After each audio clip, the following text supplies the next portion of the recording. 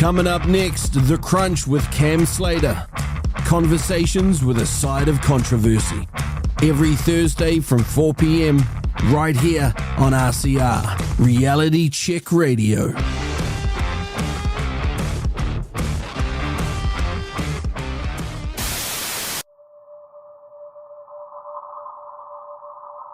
People are struggling to have conversations and connect with others that they don't completely agree with on every topic. And I think that's probably the biggest problem that we need to try and solve, is how after all this division and after all this separation do we end up bringing people together again, and what does unity really look like? New Zealand faces some pretty big issues. First one is COVID and the aftermath. There's no getting away from that. Second is racial division. It's been ginned up and it's dangerous. Another issue that maybe people haven't got their head around yet is digital currency. What form does that take?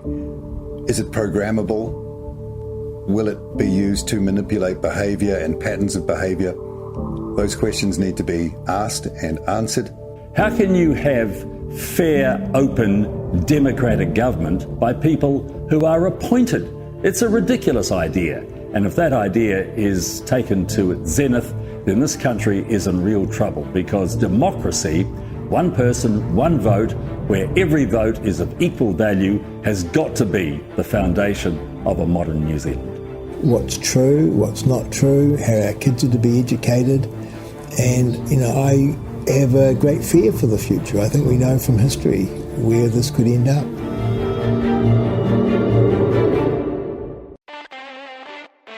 This is The Crunch with Cam Slater. Conversations with a side of controversy, right here on RCR.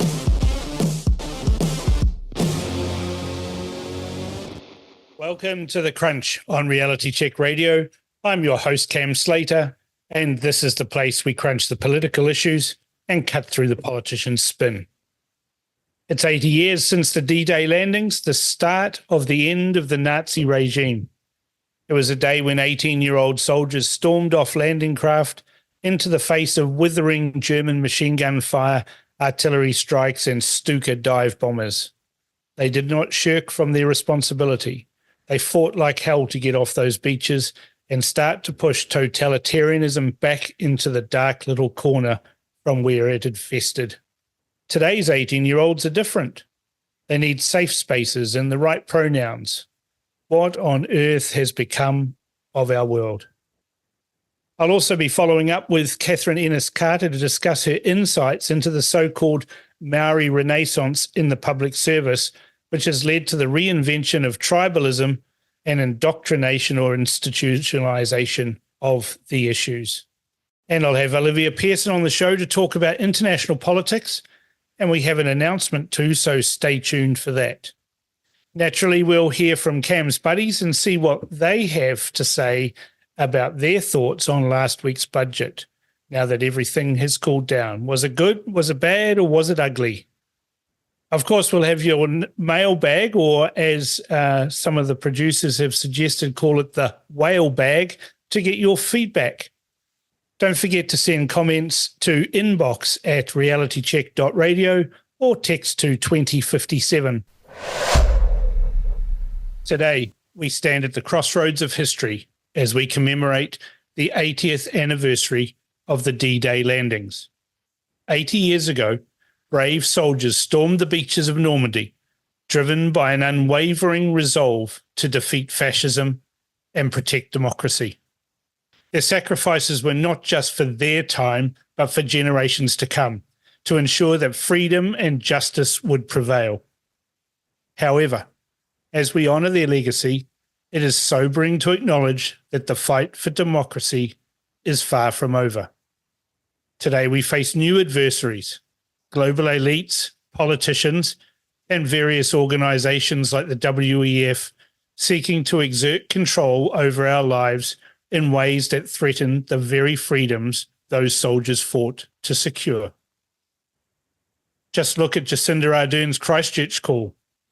While it may appear to be a noble initiative aimed at curbing online extremism, it has also paved the way for potential overreach and censorship.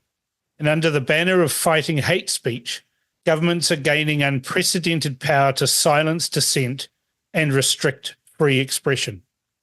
Australia's Online Safety Commissioner has gone to war against Elon Musk and X, but strangely remains silent on Facebook, Google, and YouTube. You'd almost think that Elon Musk is a clear and present danger to their goals to censor us at every step. Furthermore, technology, which should be a tool for empowerment, and indeed that is why the internet was created, is increasingly being used for surveillance. Our financial transactions, climate footprints, and even our conversations are monitored, creating a digital panopticon. This level of scrutiny extends far beyond the boundaries of privacy, inching us closer to a society where every move is watched and judged. We must remember that the freedoms that we enjoy today were earned through immense sacrifice. To preserve these freedoms, we must be vigilant. We must question, and we must challenge policies that encroach on our rights. We must resist the allure of security that comes at the expense of liberty. And if we fail to do so, we risk becoming serfs to a system of control that mirrors the authoritarian regimes of China under the Chinese Communist Party or Putin's Russia.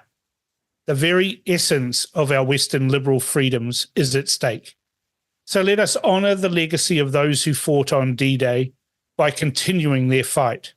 Let us be unwavering in our defence of democracy, free speech, and privacy. We must fight like hell to protect our freedoms, for if we do not, the world they fought to build will slip through our fingers, and we will find ourselves under the yoke of oppression once more. And we really don't want that.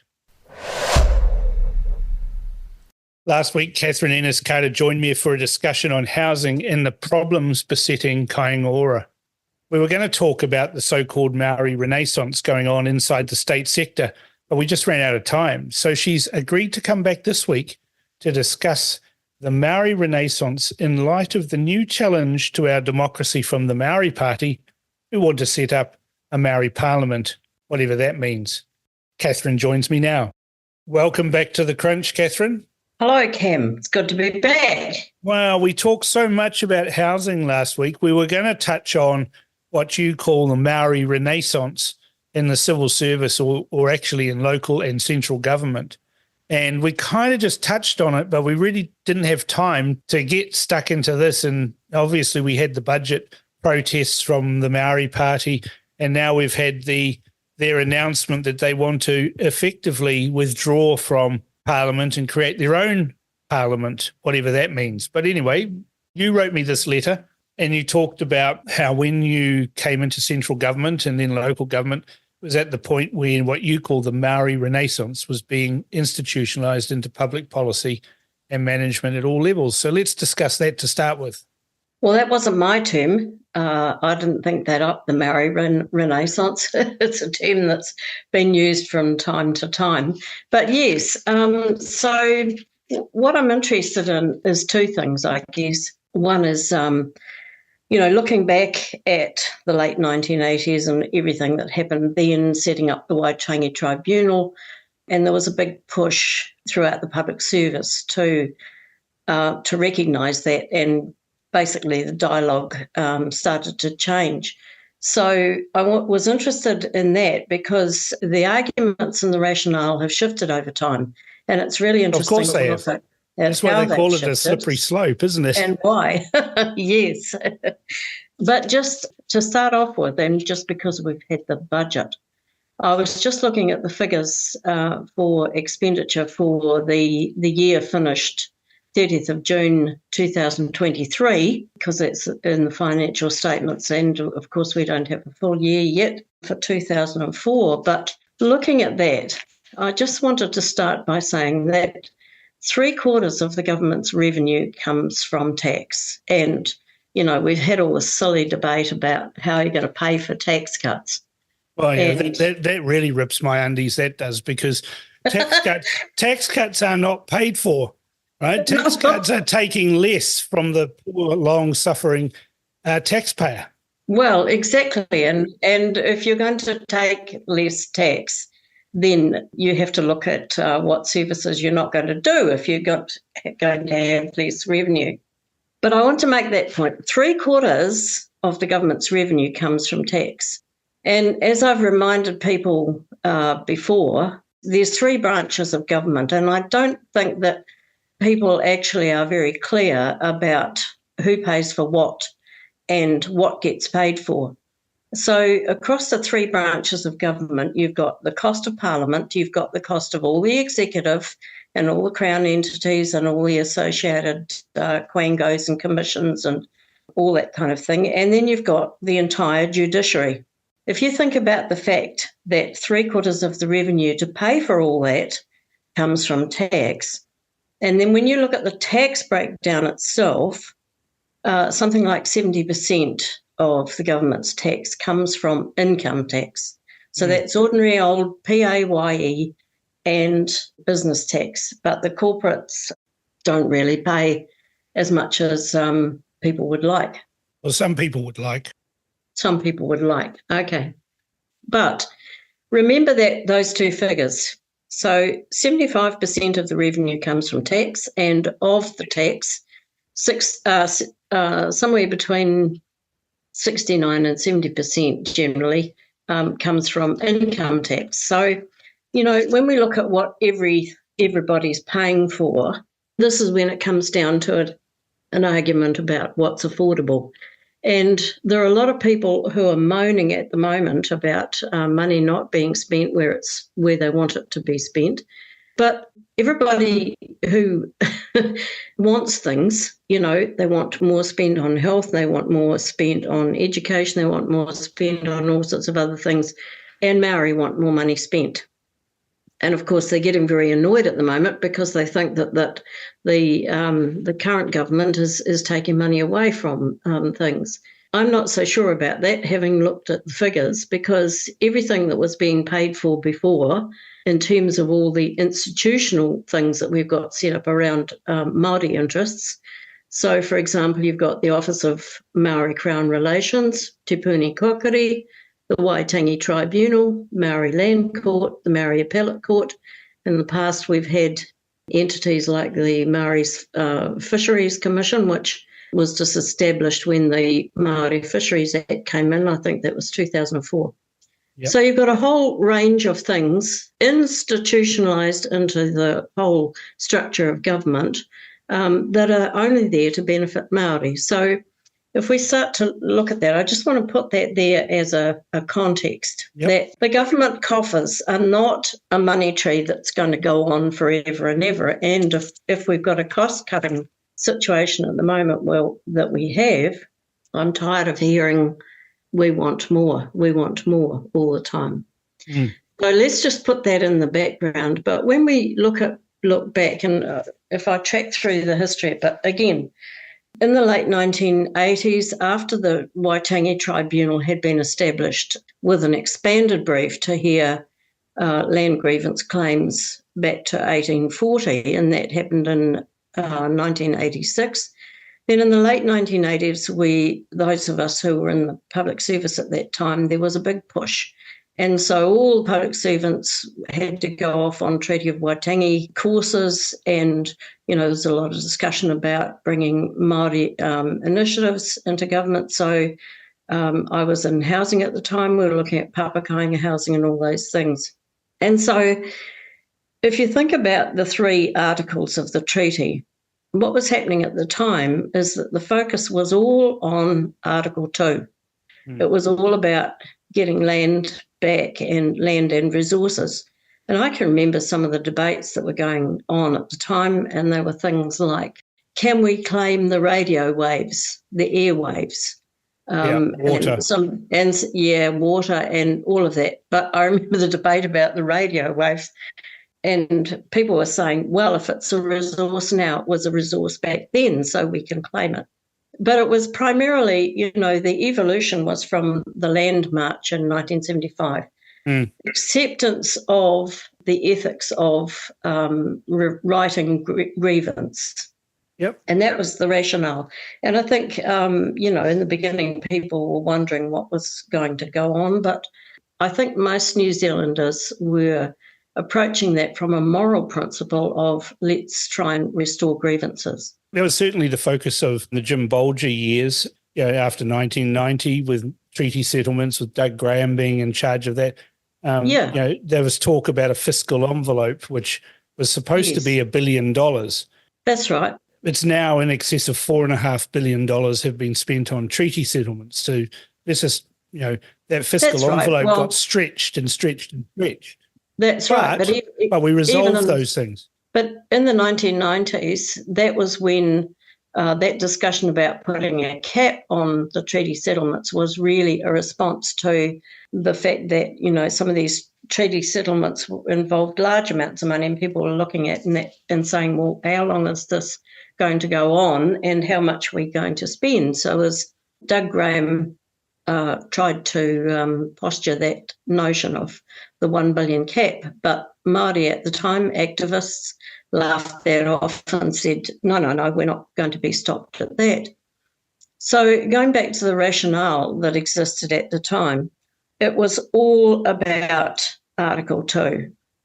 So the interpretation at the time that I was hearing from Māori activists that I was associating with in government was listening to at that time and informally.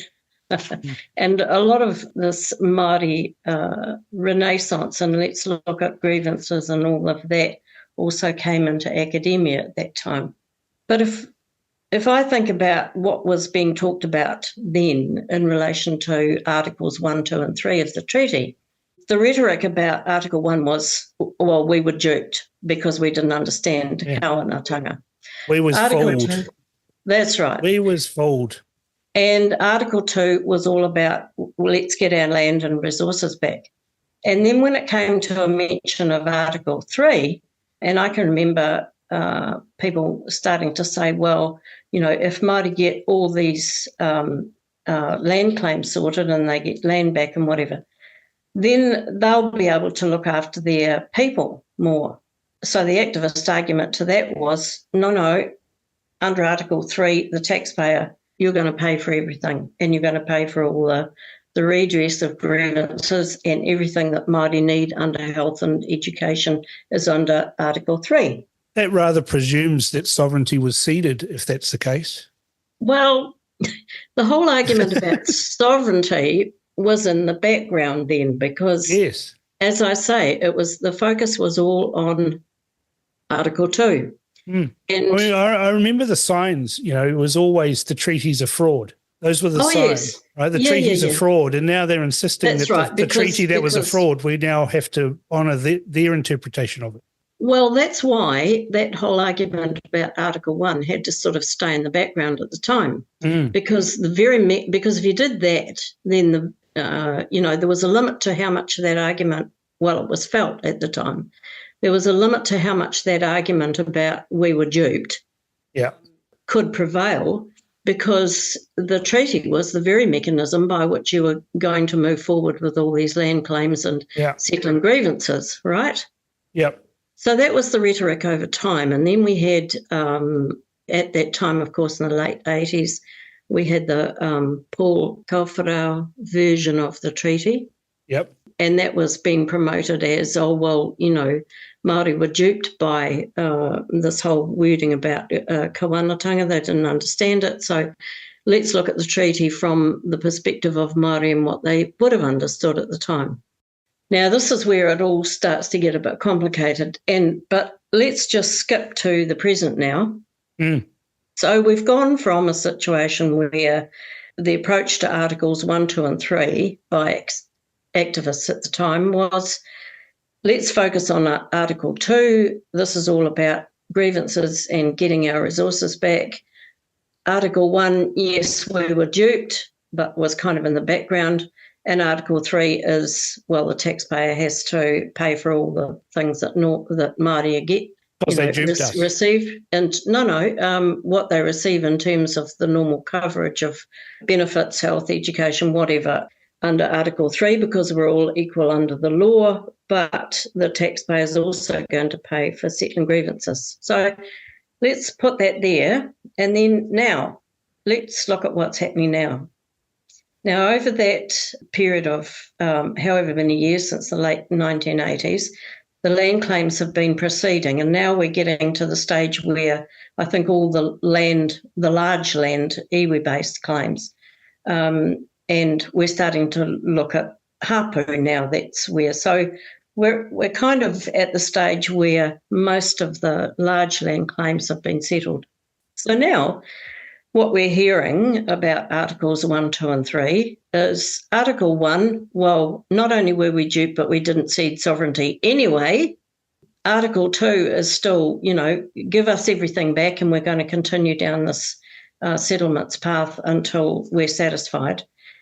But the change has happened about Article 3. Well, Article 1 and Article 3. But if we look at Article 3, what we're now getting is, oh, no, we can't just go on equality under the law. We've got to have extra benefit because it's about equity. Now it's not about equality. So this is where the argument has shifted over time. And I find it interesting that it's shifted that way because basically the constitutional and historical and institutional situation still prevails. That if you're going to argue for extra Māori funding and extra Māori grievances, it's all still focused around Article 2. So if you're going to then say, oh, well, we never ceded sovereignty at all, a totally hypocritical argument towards how the treaty has been interpreted, and I might add, a historically incorrect one. Well, exactly. But that then leads to all sorts of problems, doesn't it? If you sit down in the cold light of day and follow the logic as you've just gone through it, if they were duped and they didn't cede sovereignty anyway, then there's no obligation for the Crown to have made all those settlements because Because you never ceded sovereignty. So what is it? Did you cede sovereignty or didn't you? Are you the equal of every British subject, as it says in Article 3, or are you special? Yes, that's what now. But I'm interested in how far these arguments have gone from the original position. See, back in the late 1980s, nobody was really seriously arguing. Well, they may have argued, we didn't really cede sovereignty, but that was because we were duped. But nobody was basically arguing from a position that if you keep going down the line of argument they've got now, you're going to have to dismember and dismantle the constitutional and political everything. You're going to have to dismantle the framework. So it's a contradictory argument that they're putting forward now, but this has been accumulating, this thinking. And I saw a video blog the other day by a Māori woman called Dr. Margaret Motu. Yes. And she stated this as though it was a point of fact that Māori didn't cede sovereignty. And then the next thing that was built on that was, the treaty was only done because the Europeans who were out here were misbehaving. And yes, we do know there was, the phrase that Russell was the hellhole of the Pacific was well known. But she's positing the argument that, the treaty was only signed to keep the naughty British who were misbehaving at the time under control. And Māori understood that they were still going to have their own system of government. Well, Article 2 gives them that to a certain extent under the treaty because it recognises their right to own their lands and resources. Otherwise, why have we gone through all this process of grievance? But you can't turn around and say Maori didn't cede sovereignty at all if you're going to then continue to argue for all these benefits. I was also interested that Willie Jackson wrote, there was an article recently, I think it was in News Hub, and he was moaning about the fact that when we were in government, we Labour, We prioritised targeted Maori funding, and we negotiated a 1 million Maori budget every year. And then he goes on and says the only way to turn around negative Maori statistics is to run a twin strategy, a universal strategy and a by Maori for Maori strategy. Mm. And so he talks about, some of the things which are targeted towards the lower socioeconomic part of the population, like free lunches in schools, free prescriptions. He targets those as being in the universal strategy, and then says, now we're 90 million worse off than we were before under the Maori development portfolio, and 300 million worse off when you consider the total spend on Maori initiatives. But that's only as it relates to new initiatives. Mm. So as far as I know, a lot of the payments that go to Maori organisations for all sorts of things are still continuing. Well, they are. They're still continuing in the order of not millions of dollars, not tens of millions of dollars, not hundreds of millions of dollars, but billions of dollars. Well, I want to tell you a bit more about, the flaw in this whole argument about all the additional funding that Māori now think that they're entitled to. I mean, there was a huge escalation of funding for Māori organisations under the Ardern government. Mm. And as you know, during the whole COVID period, extra money was allocated to the marae. A lot of the marae were set up as vaccine centres. There was all of that. Plus, there was an escalation all the time that was going on every budget about money going to Māori universities, going to Māori organisations. If you actually looked through the Ministry of Social Development and looked at the organisations they contract to for various services and with the allocation of grants, you would find that the majority of that is to Māori organisations. So this additional funding, has escalated, but it didn't just happen during the Ardern years. It was happening before. Lots of the contracting that was being done under the social welfare, social development portfolio, and also against and within organisations like Kāinga Ora and so on, was going to Māori contractors. A lot of money over the years has gone to the iwi for setting up Māori organisations. And, these are now operating as universities. Now, that's why I come back to this.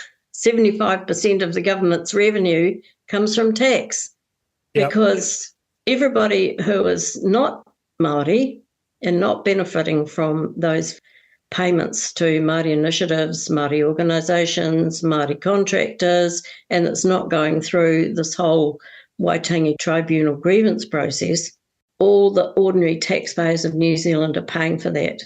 Yeah, on top of that, iwi-controlled organisations, and Ngāi Tahu is probably the most prolific, with all sorts of profitable businesses like the Shot Over Jet, etc.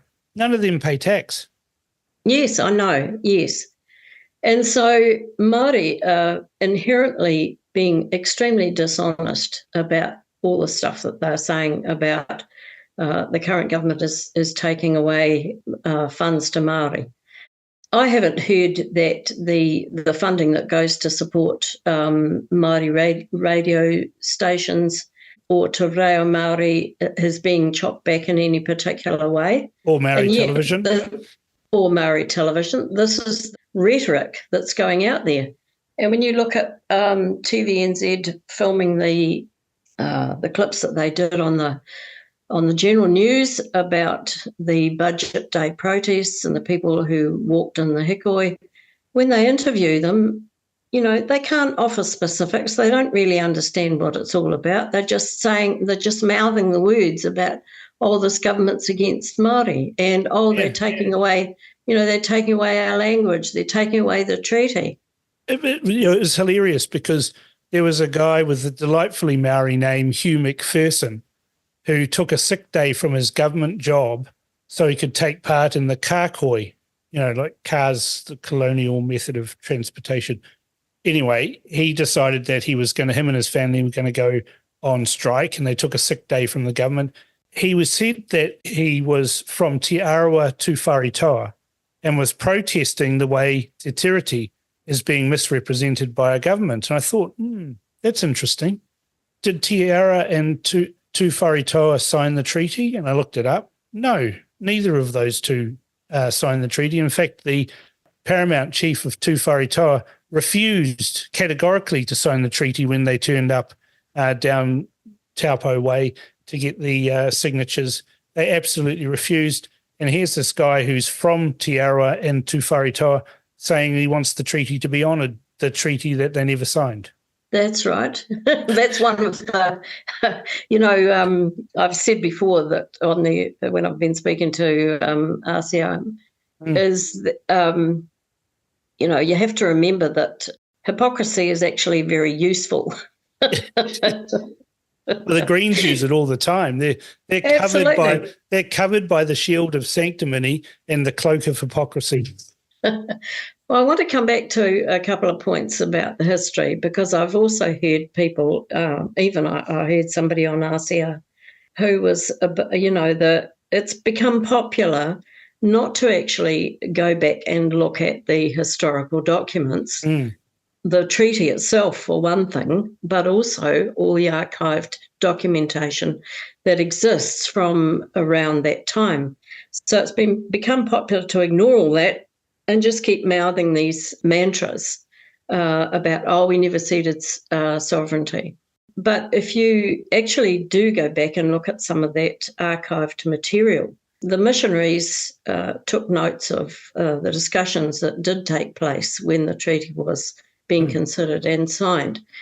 And it's absolutely 100% clear from the discussions that they did know, maybe they didn't understand the full meaning of governance in a European sense, but they certainly knew, at least in general terms, what was being proposed, because there's verbatim recording of some of those discussions where two or three of the chiefs were saying things like, I'm not going to be subservient to a woman. This was, that they showed that they clearly knew they were going to come under the Queen. And, they're saying, no, me, a high chief, being under a woman, no. So they knew exactly what it meant. And then, of course, we've got documentation from much later on during the rest of the 19th century, and Seaparana Ngata's famous writing when he wrote about the grievances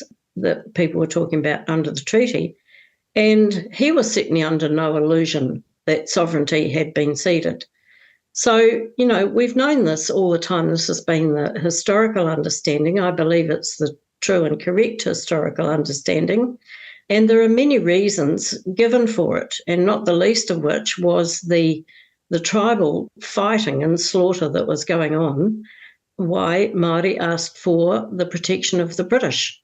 It wasn't to protect them just from marauding, naughty Europeans who were coming out here and playing up. And in the immediate years before 1840, Hongi Hika had gone from Ngāpuhi down to the Coromandel, marauded and raided throughout there, and there's records of him taking something like 2,500 slaves from around the Coromandel and the Firth of Thames, and even a little bit further south down towards Tauranga. And then marching them all back to Ngāpuhi, up through Tainui and all of the Auckland area, all the way back up to Ngāpuhi, marching these 2,500 slaves that they had taken on their raiding parties. Just incredible. And that was that was in the 1830s. And in 1840, he had subsequently died then. His relative, Honi Heki, then signed the treaty, of course. That's just a few years later. Well, the interesting thing about Hongi Hika, he sailed to England and he stayed in England for 5 months. So you can't say that those chiefs who signed the treaty, that they didn't understand what was going on. They knew exactly what England was and the British Empire. And what the activists who are talking about that today want to do is give as the entire reason for the treaty that it was the Europeans who were out here who were out of control, and they had to have a system put in place to control them. So they're going back to saying that from the very beginning, the treaty was an understanding of a dual political arrangement. That is simply not true. Well, if they do that, it kind of undermines their own argument by saying that if they say that there was ratbag Europeans and that's why Maori insisted on having a treaty, they can't then say the treaty's a fraud because they were the ones who insisted on it. No, but what they claim, you see, is that what it set up is two systems of governance. That's what the argument it didn't. Has gone back to. But they've, in saying that, they're ignoring the historical were that are clearly there in the archives for anybody to go and research. And they're ignoring the historical understanding that Māori themselves had about the treaty right up until relatively recently, up until what I referred to earlier as the Māori Renaissance. So if they're going to now turn around and say Sir Apirana Ngata was wrong, we are moving into the realms of fantasy.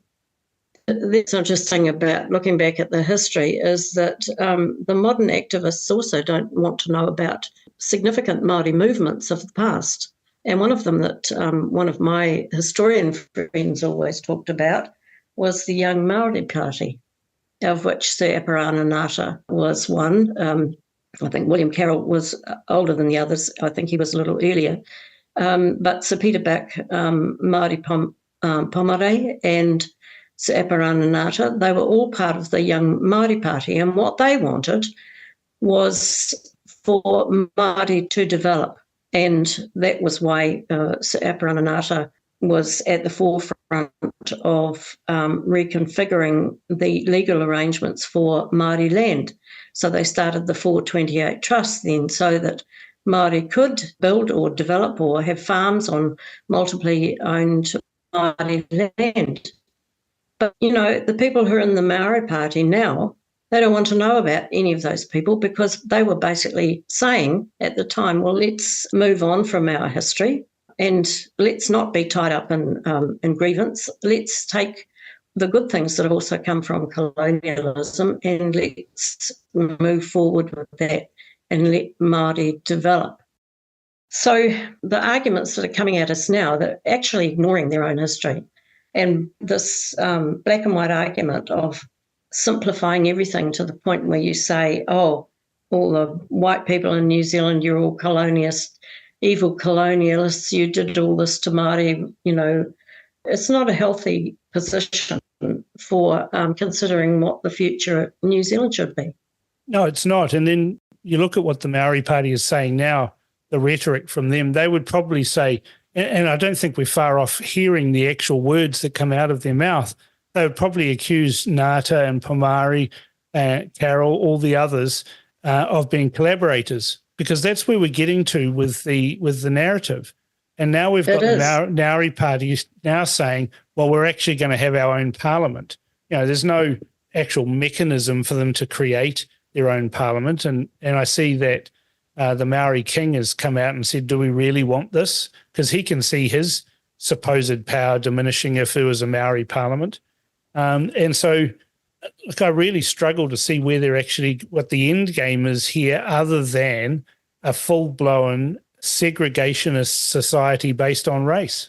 Well, yes, and that's what we've been steadily moving towards. The more that these rationale arguments for a shift in rhetoric have come into play, the more that you can see it's moving further and further towards tribal supremacy as a form of governance and separatism in New Zealand. So that's going back to what it was at 1840 when we did have tribalism and Maori begged, for want of a better term, the Queen Victoria and her representatives to please take this away. It's causing no end of problems.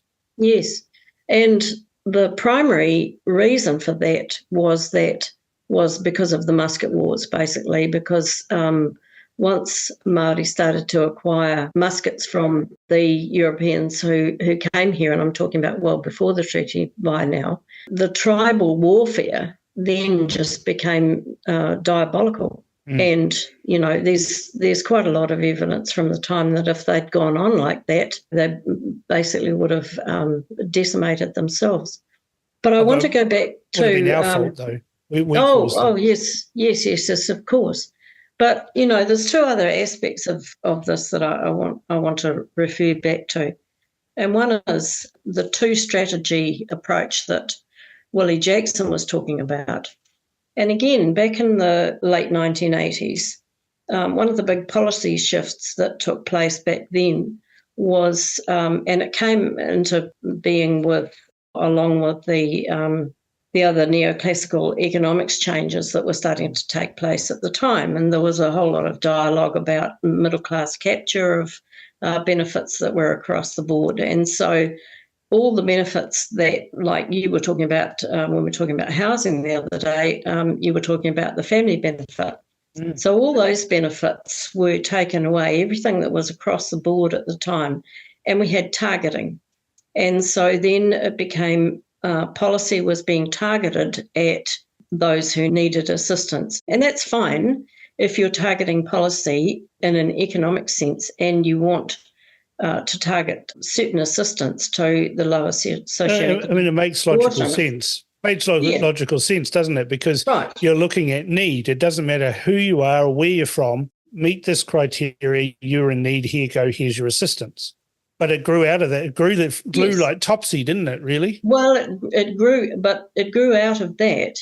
And what's happened over time is that because a lot of that policy targeting was being directed towards lower socioeconomic groups, therefore Māori are included in that group by all the statistics that we know about.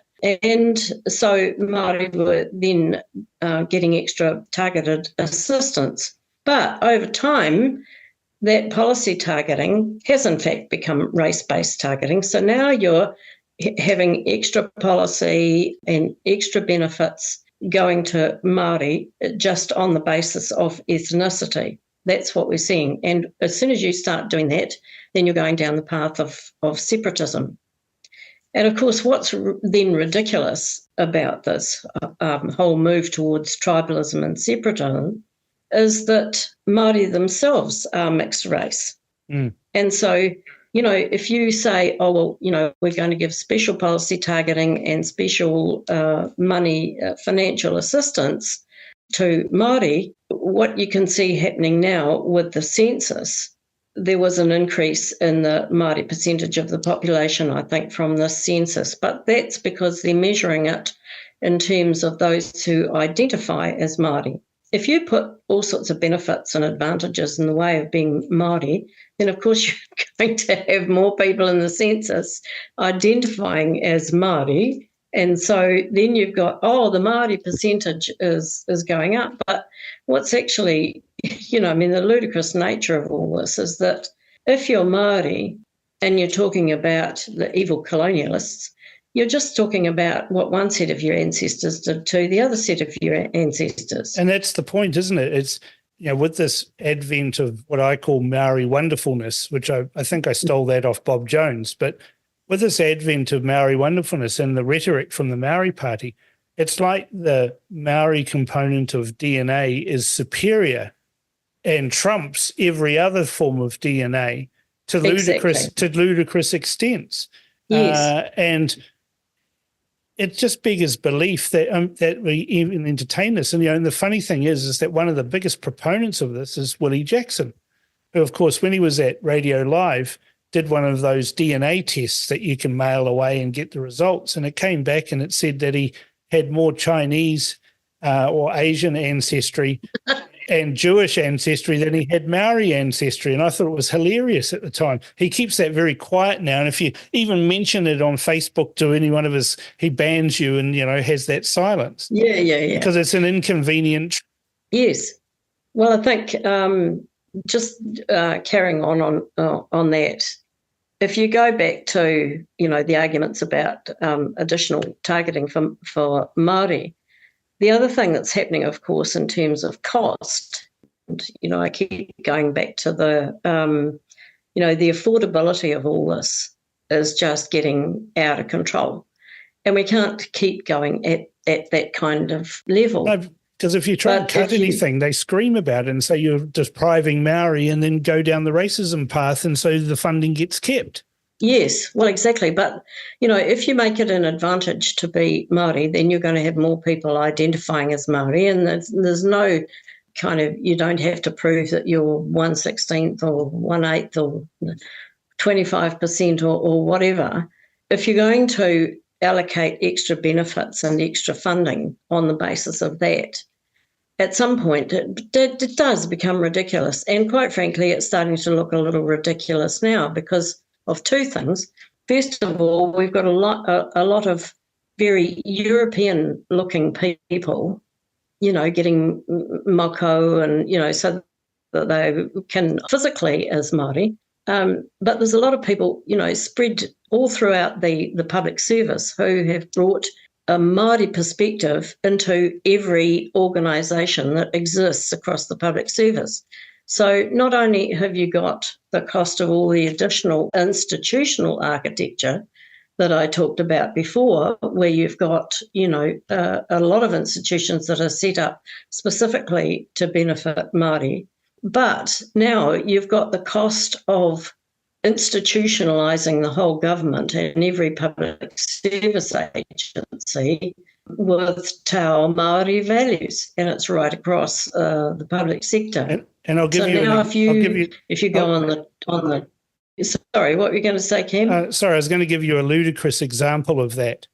I know that during the pandemic, in one of the call centre businesses that was phoning people up to get vaccinated, every Wednesday from 9 till 11 o'clock, they had Waiata Wednesdays, where everyone came along and sung songs, playing the guitar and carrying on, completely, not doing any work for that 2.5 hours that they had for Waiata Wednesdays. Yeah. But even more significant is, I know we're up against time, but I just want to raise one more thing, One more point before we go.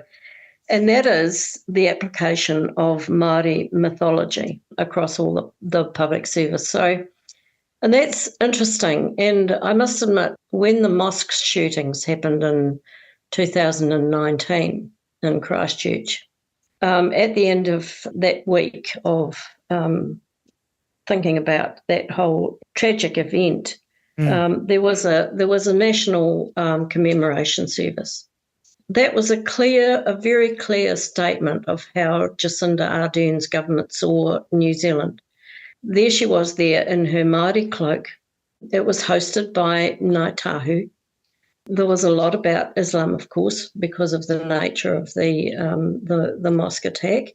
But there was a lot about Ngāi Tahu, not only being host, but talking about Māori mythological and spiritual values. There was no Christian church involved in that. And that was a clear statement of who we are. This is what we believe. This is our Maori mythology.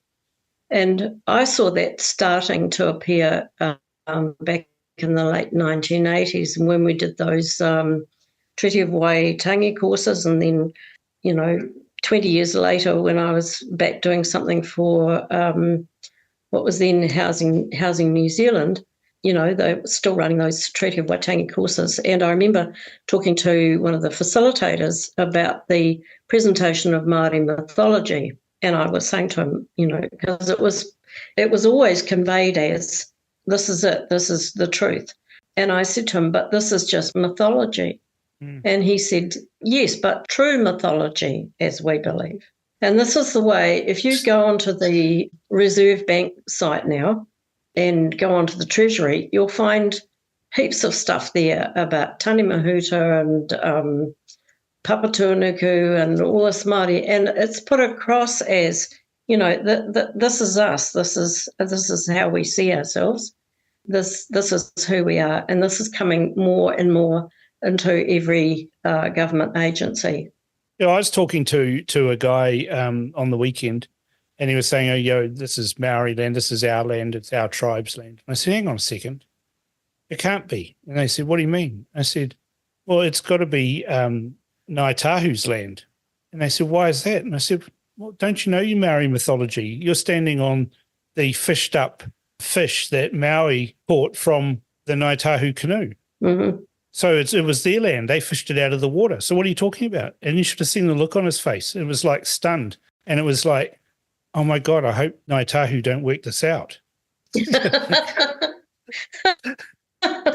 Maybe we should have a call to Ngāi Tahu and say, hey, guys, forget all this treaty nonsense. Everything's in the North Island's yours anyway because you fished it out of the sea. Well, yes. I mean, and that's just the ludicrousness taken to a ludicrous extent of where it all ends if you base laws and rules and society around an amorphous thing like mythology and wrap it up in tikanga.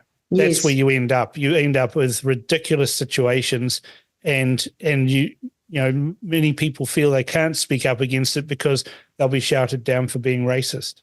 Exactly. Well, little example of where that, we've had debates about, that have been in the media about should Māori mythology be brought into and regarded as science. And, I'm not going to go down that track, but just as a little example, I live in Kapiti, and the Kapiti Coast District Council has had a huge process for looking at the effects of climate change through their coastal adaptation plan process. And as part of this, there's a whole Tao Māori aspect of that's being brought in. So in the documents relating to the coastal adaptation plan, there's a whole chunk on Māori mythology, and it basically says that climate change is caused by when the atua become enraged and start fighting with each other. Now, right. the atua are the Māori spiritual gods, okay, and they're then saying, so people should move away from those areas if the gods are enraged. Now, I suspect that, somewhere in the back of this is positioning in the same way that the RMA became a bit infamous for because it allowed for consideration of Māori spiritual values. So next thing you have the motorway being held up because of a taniwha. I think that some of this is positioning for Minage Retreat to be undertaken and argued from the benefit of Māori regaining access to the coast for their kaimoana and all the stuff that, it goes with that. So how far are we going to take this separatism, the endorsement of Māori mythology as a way of being, not only for our society, but as the basis for governance? And this is the question that we have to start asking ourselves. So what's happening now, I think, is that as the land claims are starting to move, hopefully, to a close. They're looking for a bigger and better trough is what they're doing. Yes. Well, somebody, I think it was you, said the other day that one of the reasons for all the fury at the moment is that they sense that the Māori gravy train, as people call it, might be coming to an end or being trimmed back with this current government. And of course, they're leaping up and down. Nobody who has acquired an advantage wants to give up that advantage. They want to keep that advantage coming in their direction. No, they're rent seekers, and they're just wanting to protect their patch. It's understandable. I get it. But we don't all have to agree with it. Yeah. And so, I guess the culmination of our discussion on this is that we really do need to bring the discussion back to history and what actually happened, and ditch this nonsense about mythology. Because if you're going to go down the path of Maori mythology, then, there's people here with Scandinavian ancestry. Well, why don't we start asking whether Thor is happy with it, or Freya, or any of the Celtic gods that existed, because that's how fanciful and nonsensical it is. We see the removal of Christian values from inside government, but what we see is the imposition of Maori religion and karakia and all of those sorts of things. If you started a meeting in a government organisation, say, well, I want to start this meeting with the Lord's Prayer, there would be howls of outrage. It would be in the media. There would be people protesting about, religion needs to stay out of it, but nobody says a word about a karakia at the start of a meeting. And it's look, I'm fearful for New Zealand with the rhetoric that is being portrayed. Some people say, oh, it's only a small group. Well, you know what? Adolf Hitler was only a bunch of 12 or 13 thugs when he started. And if you let the small group, if you ignore them, if you let them dwell in the shadows, then what you find is some decades later or even a shorter amount of time, they come out of that shadows and you've got all sorts of problems. And that's what I fear about for New Zealand, that this discussion is getting violent.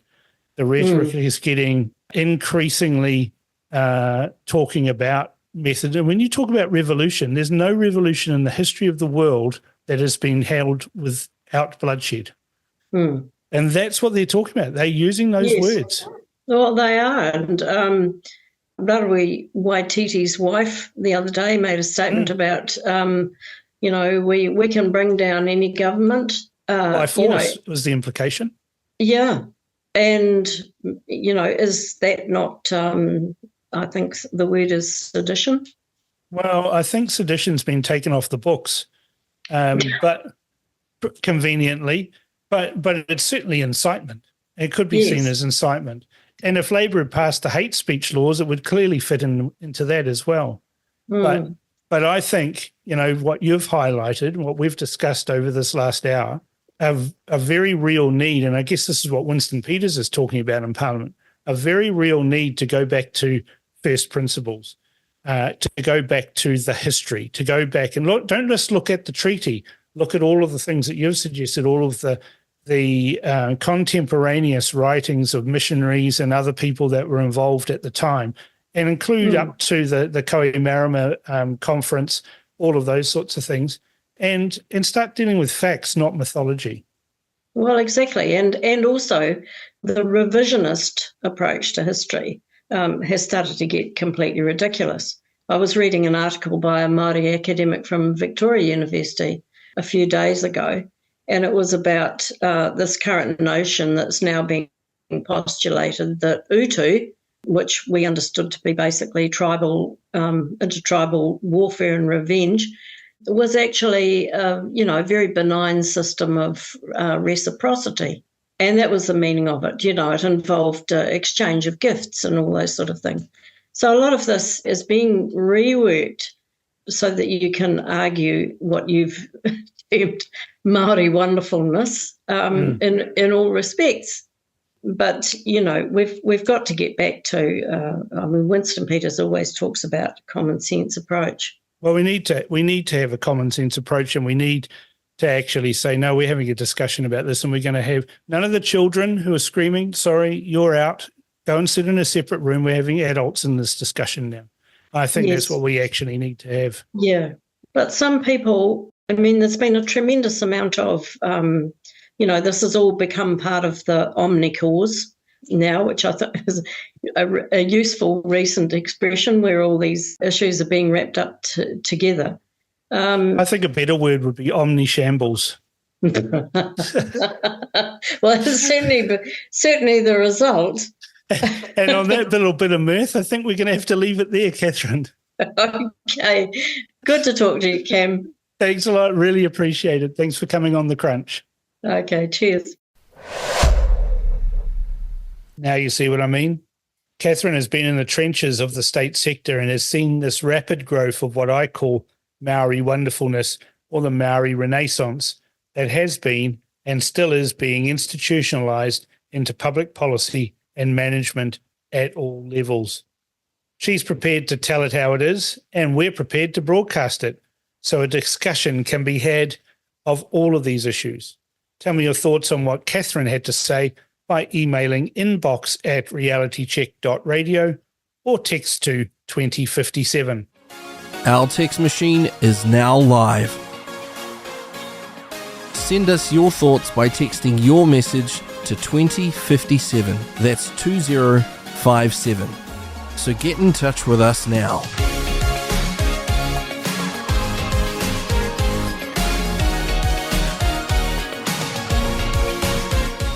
Olivia Pearson is the best of mates, and we have had a long and involved ongoing discussion about world politics, religion, and everything else for years.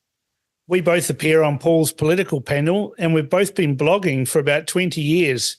So time to get serious, I think. I've often said to her that we need to record these discussions. So, hey, what better way to do that than by having her on the show? Olivia joins me now.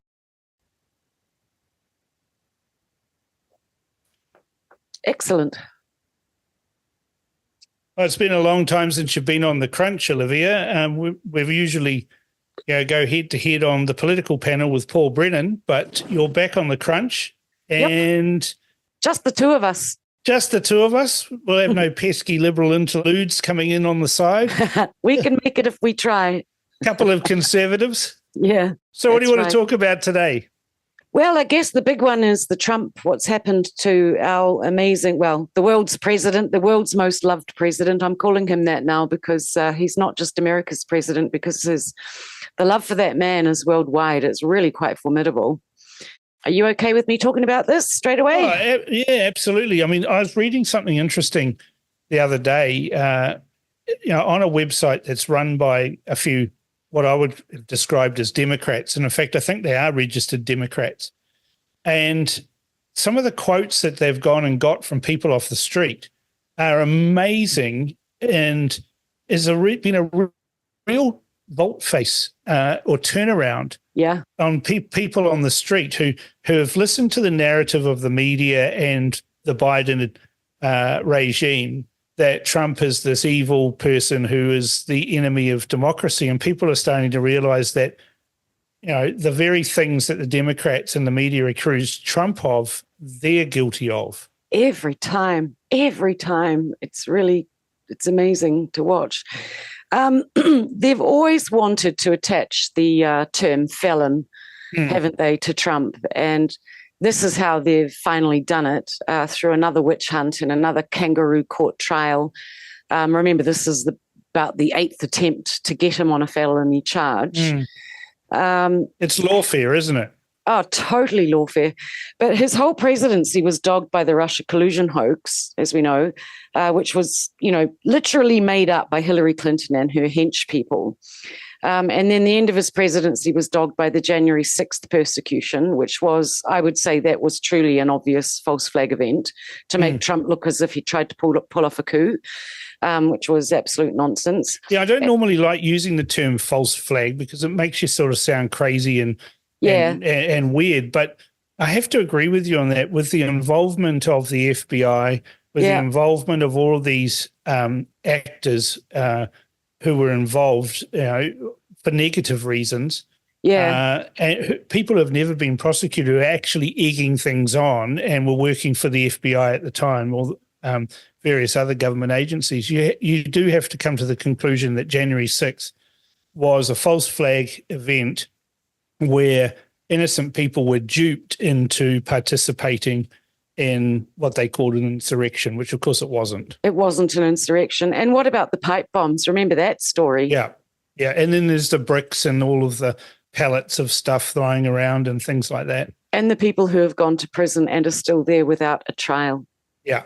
That's unbelievable. So this is where we're at. Well, that's where America's at the moment with this absolute Soviet-styled persecution of conservatives, basically. So anyway, now we have this remember in the January 6th prosecution as well, persecution, that there was no rebuttal permitted in that trial. It was just Liz Cheney and little pencil neck Adam Schiff presiding over the whole thing, and no rebuttal was permitted. I mean, that is not the American system of law. No. So it absolutely was a total show trial. And now we've had this. So I think the persecution is really obvious, and I think that it has managed to disgust the American people. Even those who hated Trump until now are now planning on voting him in droves. They're actually flipping, as you were alluding to before.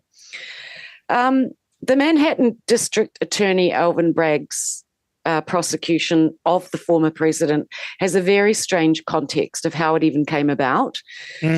I'll just go into that a little bit. A guy called Matthew Colangelo was a lead prosecutor in the case. And in December 2022, Colangelo left the Biden Department of Justice. So he was the third highest ranking official in the DOJ, in Biden's DOJ. And he was put on to be acting Associate Attorney General, with his role made clear that in the state of New York. In the state of New York, in the Manhattan DA's office. And his whole involvement was just, to criminally target Trump. And that's what he did.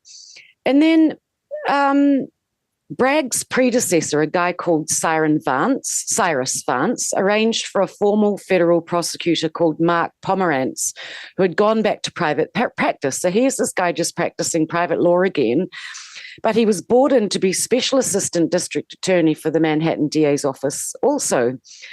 And he was there to solely work on the Trump investigation during a temporary leave of absence from his private practice, which is called Paul, Weiss, Rifkind, Wharton, and Garrison. But the case was so weak and so cobbled together that even Alvin Bragg decided to shelve it after several lead prosecutors actually quit because they were concerned that the whole investigation was without any clear evidence to support the possible charges. So knowing it was so legally skeptical, Bragg had all but given up on it and had announced that to his colleagues.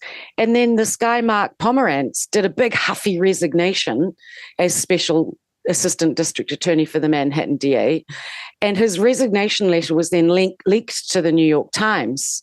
I don't know if you remember this, but it's going back a little bit now.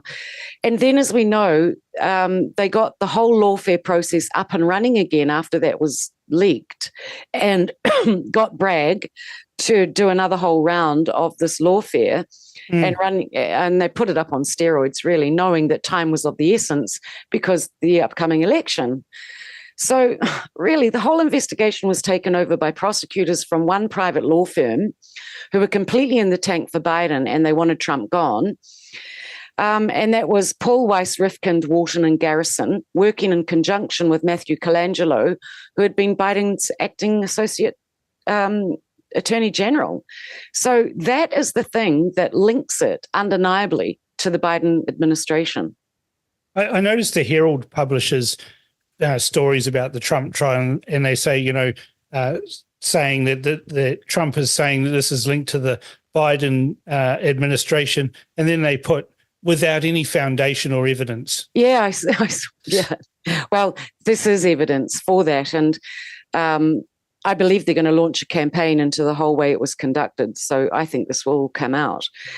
But then we get to the trial itself. And remember that in order to prove the case, they needed to prove two things beyond a reasonable doubt. One was that Donald Trump, with an intent to defraud, made or caused to be made a false entry in a business record.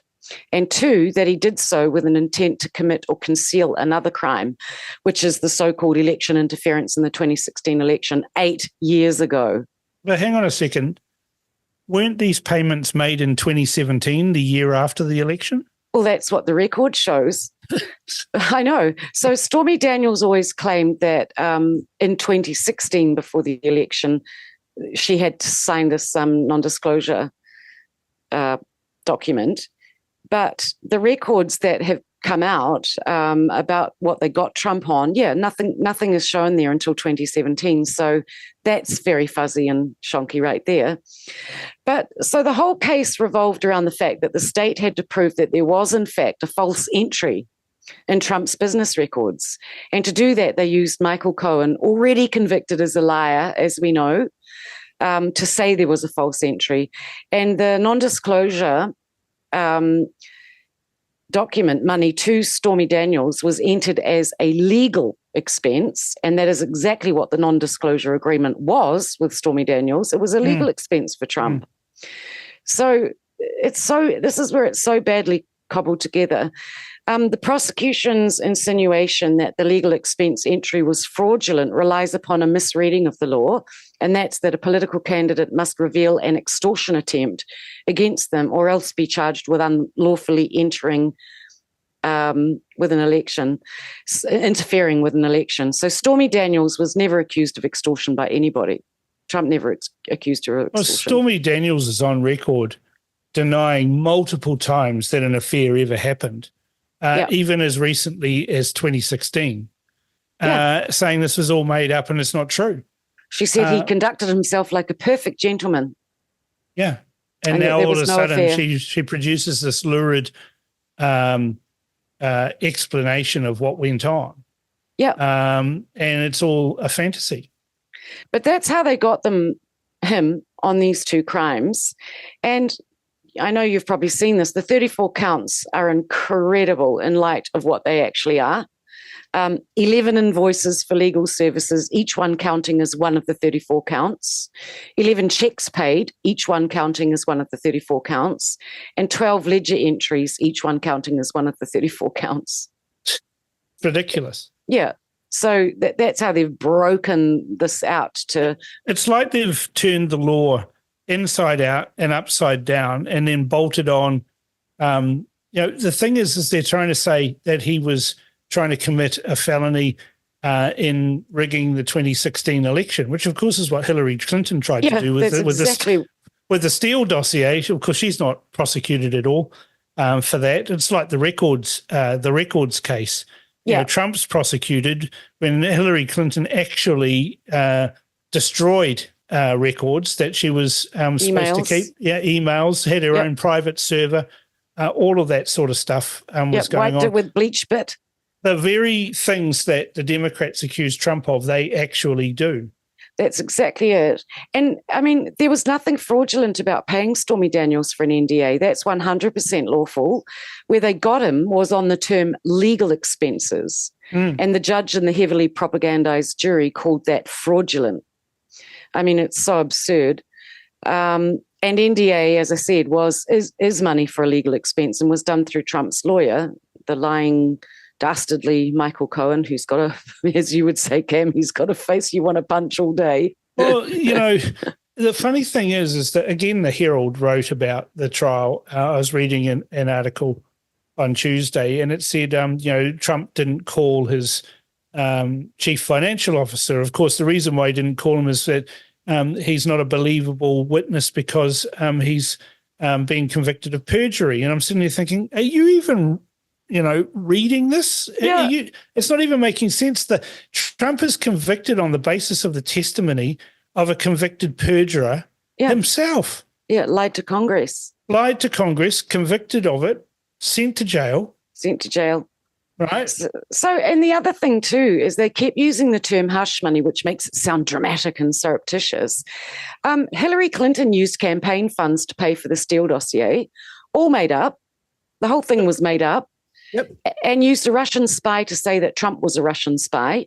She used campaign funds to pay for all this and then wrote them off as legal expenses. I mean, behold the double standard. It's just, Is this a case, Olivia, where the United States is being manipulated by offshore players who want to keep the United States weak and fighting against themselves in almost a civil war? Because if the United States focused on things properly, particularly from a foreign policy perspective, then things might not go so swimmingly. Yeah, I mean, there are many forces within that country itself, I mean, never mind outside, but in it, that would like to see the Constitution not apply anymore. And this is going a long way toward that Constitution being weakened. I mean, it's frankly un-American. What's happened to Trump, and everybody knows it. They all know it, but they don't care. Well, the voters care, but the people that have done this don't. The other odd thing is that Stormy Daniels was paid to be quiet, and that's all the agreement required from her. Yet she went out of her way to make statements, both written and verbal, that you just alluded to, that she had never actually had a sexual encounter with Trump. But because people believed that she had, because she'd previously claimed that when she had had Michael Avenatti as her lawyer, the crooked lawyer who's now serving 14 years for embezzlement. Yeah. I believe she lied at first, then went over and above what her NDA was about. That's weird to say nothing of unreliable. And yeah, Michael Cohen served in prison for tax fraud, campaign violations, and lying to Congress. And I mean, he did that to shorten his sentence because the Mueller investigation over the Russian hoax got to him, right? Yeah. I mean, this is the thing, right? But they're completely unreliable, both of them. They accused Trump of colluding with Russia. It looks, from where I'm looking at it from, that the people that were colluding with Russia were actually Democrats. Of course. And of course, then you've got Biden. Remember the first impeachment of Trump over a telephone call that he made to somebody in Ukraine. To Zelensky. And they said, oh, this is terrible. We're going to impeach you for that. Yeah. But Biden had actually strong-armed the Ukrainian government to replace a prosecutor whilst his son was involved in a company that was there. Yeah, in the gas company. And he again, they accused Trump of something that didn't happen. Yeah. But ignored the fact that Biden actually did do what they accused Trump of doing it with regards to Ukraine. It's so shamelessly brazen and in our faces. And all I can hope is that this just has won Trump the election, because nobody wants to see a candidate treated this way. Nobody. Not if they've got a semblance of a fair mind left, So did you know the other thing, Cam? I'm not sure if you've caught up with this one, but it came out in April that Benny Thompson, who's a crazy Democrat rep and a ranking member of the Committee on Homeland Security, he introduced a bill in April of this year to terminate United States Secret Service protection for felons. But precisely because if Trump gets sentenced to jail, then he won't have protection in jail. Yeah, and even if he doesn't go to jail, it's so that they can make the Secret Service not protect him. It's called the Disgraced Former Protectees Act.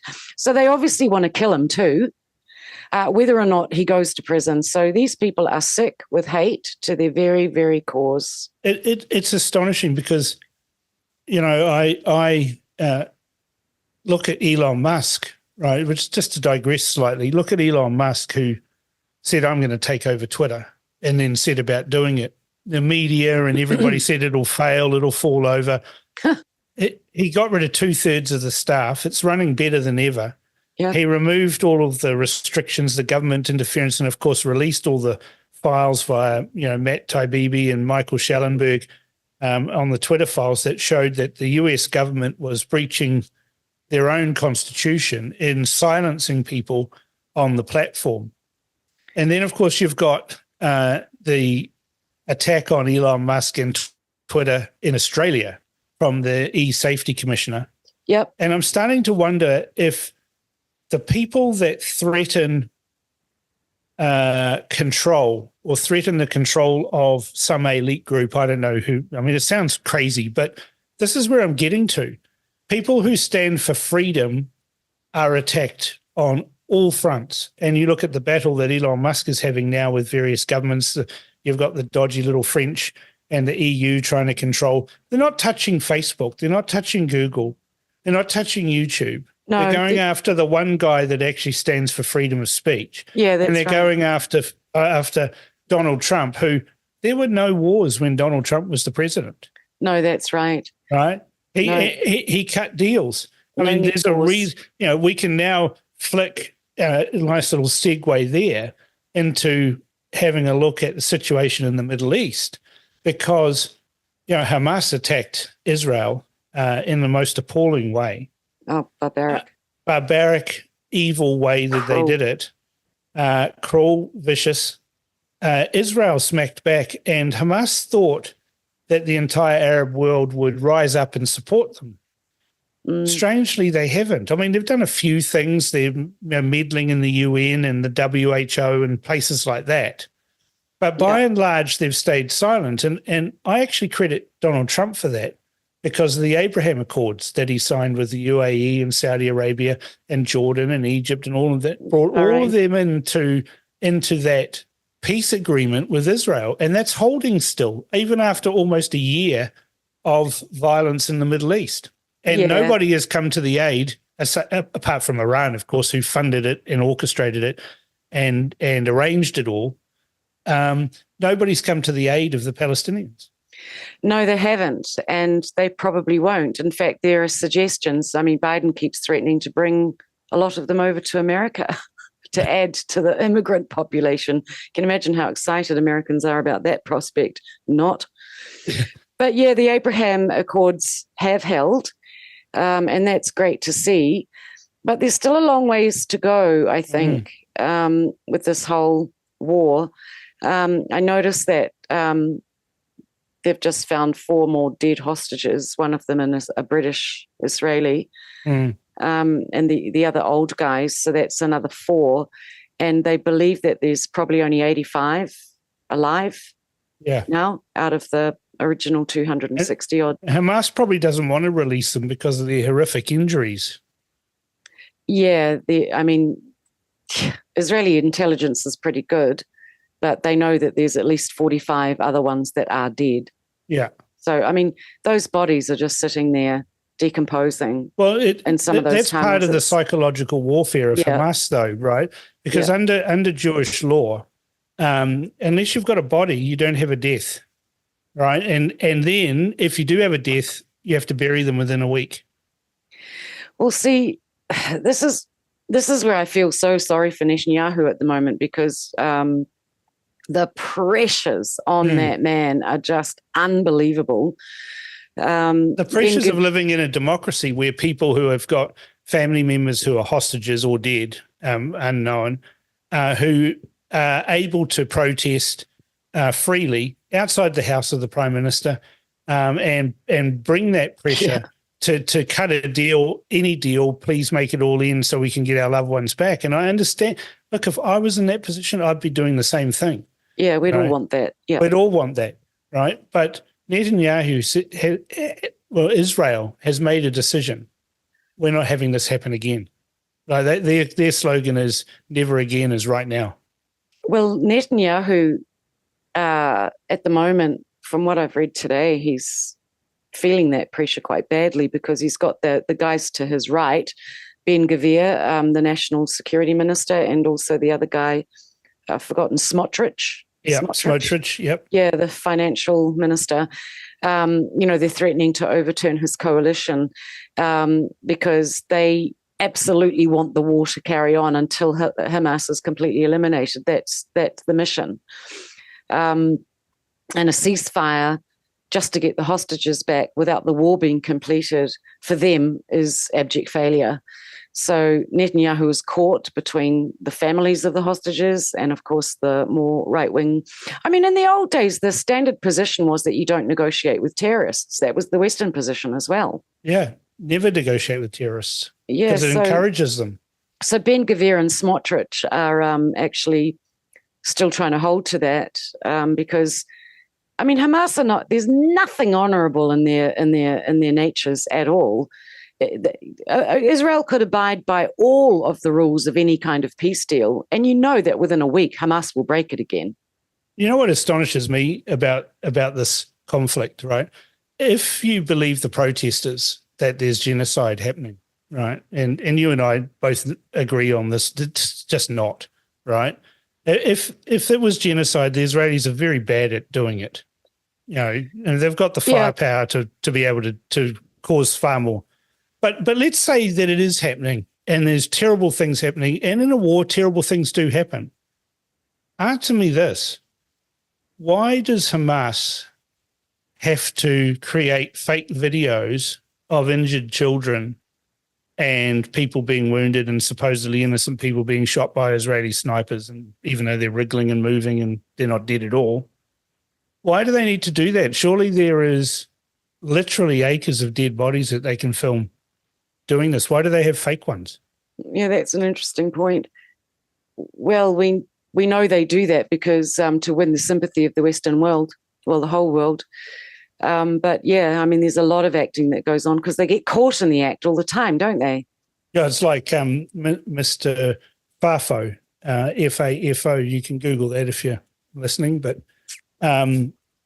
he's a crisis actor that they use. He's been a radiologist. He's been a father looking after an injured child. He's been injured himself several times. He's been a tour guide. I know the one you mean, yeah. Yeah. He's been a dead body even. Amazingly. He's been paid a lot, hasn't he? Amazingly, there he was in the white shrouds that they were with the knot tied at their head, sitting up on a hospital gurney texting whilst he's supposed to be dead. I saw another one the other day of two teenagers that were sitting in the back with a body, and they were trying to cry, but they kept bursting out laughing, and then the body sat up. You saw that one? Yeah. I mean, honestly, it's just absurd. But interesting that Smotrich said on Monday, Bezalel Smotrich said that agreeing to a ceasefire would amount to a humiliation of Israel and a surrender. Increased military pressure, he said, is the only language understood in the Middle East. And he's right. That is the only language these terrorist dogs of war understand. Yeah, I can remember when I did a visit to Israel and I was standing on Mount Bental in the Golan Heights. And Golan Heights, people probably don't understand, it was taken from Syria in the 6-Day War. Just like the West Bank. And annexed. And they'll never give it back. And when you're up on the Golan Heights, there's a series of mountains. They're actually extinct volcanoes. So Mount Bental is an extinct volcano. There's another mountain over to the side, which is a huge military base on it. And we had this colonel come over who was in charge of that sector and to give us a discussion. And we're standing there at Mount Bental, and it's kind of, the Israelis are funny, in many respects. There's a cafe on top of Mount Bental, and it's called Coffee Annan. Right? To play on the former UN Secretary General Kofi Annan, right? So anyway, we're standing there, and this colonel was standing on this parapet. There's a set of Syrian trenches that have been preserved, so it's a tourist thing. But in front of it, there's still signs saying minefields and there's barbed wire and things like that. And I asked the colonel, I said, why haven't you cleared the minefields? And he said, well, sometime in the future, someone on the other side of that fence is going to have a rush of shit to the brains and want to attack us, and they may as well crawl through their own minefields to do it. But while we were standing there talking, there was some shelling going on between Assad's forces and the Free Syrian Army. At that stage, it was 2014. So the Free Syrian Army was there, and they were shelling each other 900 yards away from where we're standing. And if you've never experienced artillery fire before, it can be quite frightening. Very loud. Right? And this colonel didn't even blink an eye. It's boom, boom going on in the background. And I said, I've got a question. He said, what's that? And I said, do they ever fire this way? He said, not often. I said, why? What happens? He says, they die. Yeah. He says, see that base over there? That's got a whole lot of radars and everything on it. See that base over there on that hill? That's got radars on it. When they fire an artillery shell, the radars find out where it was fired from. And then we have 2 batteries that are hidden behind the hills, and they just fire at that spot that our computers have decided whether, and they cease to exist. Wow. But, he was telling me that at the moment, Assad was, even though he's fighting a civil war, was in control, and he's too smart to invade Israel because he knows what will happen. Mm. And literally, Israel is the embodiment of peace through superior firepower, particularly with Egypt and Jordan and Syria. It's only the nutters in Lebanon and the Palestinians that want to keep on fighting a fight they can never win. But that's what they did in Yom Kippur, remember? That's why the intelligence failed, because they assumed Sadat, who was the Egyptian prime minister at the time, or president, that he would never start a war with Israel, that he knew he could never win, but he did. Yeah, and that's what this Hamas attack was an intelligence failure. Mm. That's the way I read it, because basically 4 years before it, there's been nothing. I kept thinking every August and September, they'll fire up again and we'll have 3 or 4 months of rocket barrages, but it's been really quiet for 4 months. And I was thinking to myself, well, something's wrong here. There was a calm, wasn't there? Yeah, was a and calm. so I think the Israelis were hoodwinked into their human intelligence failed them. They were being lied to, obviously. Yeah. Their electronic intelligence wasn't picking up the signals that they should have been picking up. And Hamas were gearing up for a massive attack. And it caught them unawares. But once the Israeli military started to grind into action, it was only going to go one way after that. Yeah, they'll have to litigate it later over what that breach of intelligence was. But I also know that you probably know too that because of the unpopularity of aspects of Netanyahu's government and his all those protests that were happening over his trying to limit the reach of the Supreme Court, because the courts can suffer from corruption, a little bit like they have in America with what Trump's dealing with. People were threatening mutiny from deep within the intelligence community and basically not turning up to work and threatening not to turn up to work. And they were the people responsible for the surveillance. And, that those arguments were very vicious in the Israeli cabinet, because they know if you've got people that aren't doing the surveillance properly, you can get a breach. Yeah, so it will need to be, there will be an investigation finally, just like there was with Golda Meir. Yeah. But speaking of Golan Heights and disputed territory in the West Bank especially, it really annoys me that it trots off everybody's tongue that it's occupied territory, and it's not. It's disputed territory. Just like Kashmir, just like Cyprus, just like Tibet. Turkey has permanent troops deployed in Cyprus. And the Greek Cypriots absolutely hate it. It's disputed. And it's ongoing, but very few people care. Same thing with Kashmir. I mean, that's disputed between, India, Pakistan, and China. The Kurdish regions as well, the Kurdish regions of Iraq and Turkey and Syria. Yeah, they're all disputed territories. The Kurds say, no, we're autonomous, and all of those governments say, no, you're not. And there's a lot of Ukraine that's now disputed territory, isn't there? Yeah. But Tibet, people still go on their big adventures and climbing Mount Everest and seldom care about the dispute going on. The West Bank, on the other hand, seems to get everyone's knickers in a flipping knot because it involves Israel. And technically it is now Israeli territory anyway after the 6-Day War. Jordan made war. Israel responded, won the territory back. Jordan doesn't want it back. That's the thing that people forget, is the West Bank was part of Jordan. And Jordan doesn't want it back. Why don't they want it back? For the same reason that Egypt doesn't want the Gaza Strip back, because the Gaza Strip was Egyptian. Right. So, yeah, totally. Right. It was taken again in the 6-Day War. So they don't want it back because it's full of Palestinians.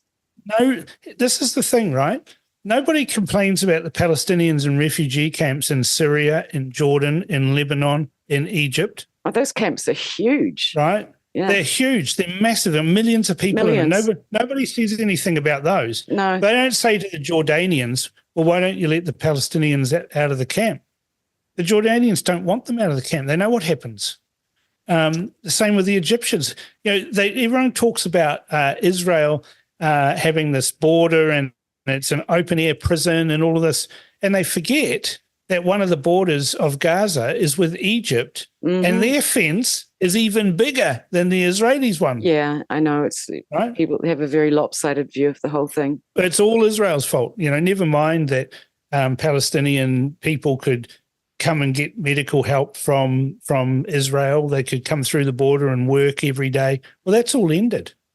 That's the thing that Hamas has done, is they have ended that. The Israelis will never let that happen again. No, because, even remember when Israel was trying back, and I'm talking about around 2008, when they were trying to get a 2-state solution going, after the 5 other times they'd tried, and Abbas was leader of the party of Fatah, he was offered 97% of the West Bank, part of East Jerusalem, and all of Gaza, along with Israeli withdrawal from settlements in the Jordan Valley and Eastern Samaria, And the offer also included a protected tunnel between Gaza and the West Bank to give Palestinians safe passage between the two territories. Which the Israelis would have built. And paid for. And Abbas refused out of hand. So Israel just after that point was, we're not doing this anymore. And they ceased all negotiations. Mahmoud Abbas, who's in his 18th year of his 4-year term. Not a dictator at all, hey? Right. What's happening in the UK, Olivia? Well, so here's some good news. Yeah. Now for the good news. The Conservatives' Farage problem will not fade soon because he has thrown his hat in the ring to lead the Reform Party and also pick up an MP seat in this coming election. And Rishi Sunak is, he thought he had problems before. He's really got them now because that will totally hemorrhage so many votes to the Reform Party. And that's what will happen. The Conservatives, the Libertarians, anybody even on the left that's slightly more conservative, they're going to vote for Nigel Farage. And of course, the platform that he's running on is anti-immigration and also completing Brexit to a standard that would satisfy Nigel Farage. So I've been critical of Farage myself for trying to hang up his hat. He's a disruptor who disrupts, and then he hangs up his hat until the next thing comes along to disrupt. Yeah, and that's fine, but you don't get a result often. But it's interesting, though. I mean, he's definitely touching the hearts of Britons, because Guido Fawkes tweeted that since Farage announced about the Reform Party and being involved, they're gaining a new member every 4.7 seconds, which David Farrar points out is 700 members an hour. Oh, that's beautiful. Right? So glad to hear that. Yeah. So, and of course, we've also seen over the hour-long weekend, over King's birthday, a massive counter-protest to the Palestinians taking over the streets of London, haven't we? Yeah, that was tens of thousands, and that was organised by Tommy Robinson, I believe. So Nigel Farage, one of the reasons I started to really dislike the man was his absolute abandoning Tommy Robinson when he went to prison. Farage called him all sorts of names, but Tommy's always been their staunchest and most consistent fighter against the Islamic problem, and they do have an Islamic problem. There's no getting around it. And that's touched everyone in Parliament now. As we've seen, 150 MPs resign, and don't tell me that the Islamic problem is not a large part of that hemorrhage. So I believe that Reform Party was already polling at around 10%. Now that Farage is taking the leadership of it, I really hope he brings Tommy Robinson into a sort of peace accord between the two men. Because they're going to need to stick together if they're going to get anywhere good, anywhere substantial. So I'm really glad that Farage has done this finally and decided to throw his hat in the ring. Good for him. Now we can head back to the United States. I mentioned at the start of this interview some of the quotes that I'm seeing from people. I'll give you one now from a guy. Let's just see who he is. He's 54. He lives in Denver, Colorado, with his wife. He used to be the former brand president of Levi Strauss, and they've got a couple of kids, right? He's a stay-at-home dad, and he's been a lifelong Democrat who voted for Obama twice and also worked in his campaign. And in 2016, he voted for Hillary Clinton. Yeah. Right. So we've got a lifelong Democrat. And for New Zealand listeners, voters in the United States have to register either independent or Democrat or Republican. So this guy's a registered Democrat, and that means he gets to vote in the caucuses in his state for the selection of candidates, etc. Right? This is what he said. Listen to this, Olivia. I don't want to be a Democrat right now, he continued. I don't want to be ruled by experts.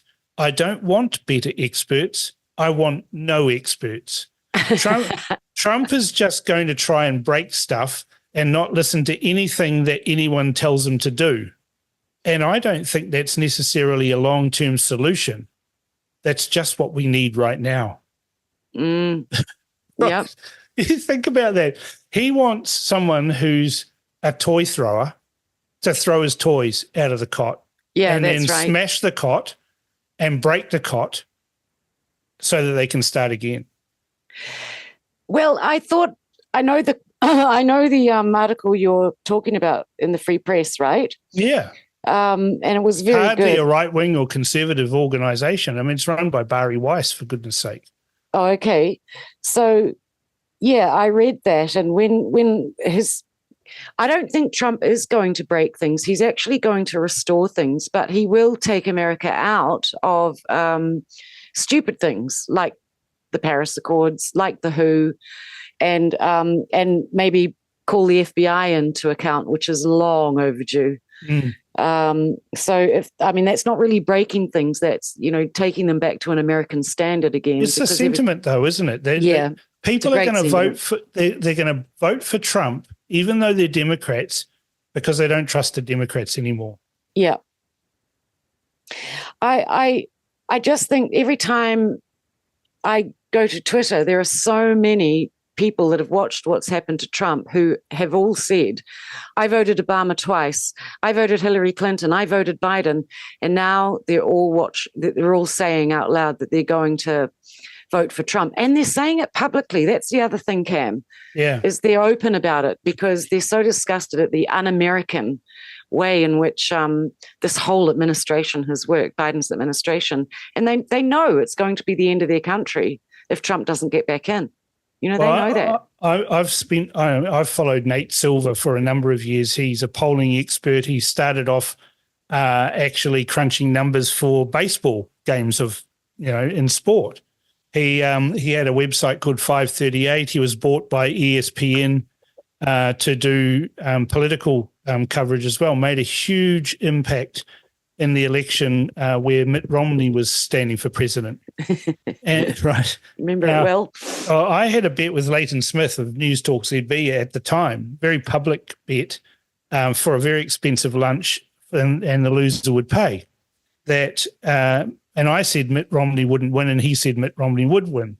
And I was basing all of my assessment on the polling data that Nate Silver was doing. So he had a model where he aggregated a whole lot of polls, then added in some assumptions and some algorithms and came out with, a prediction.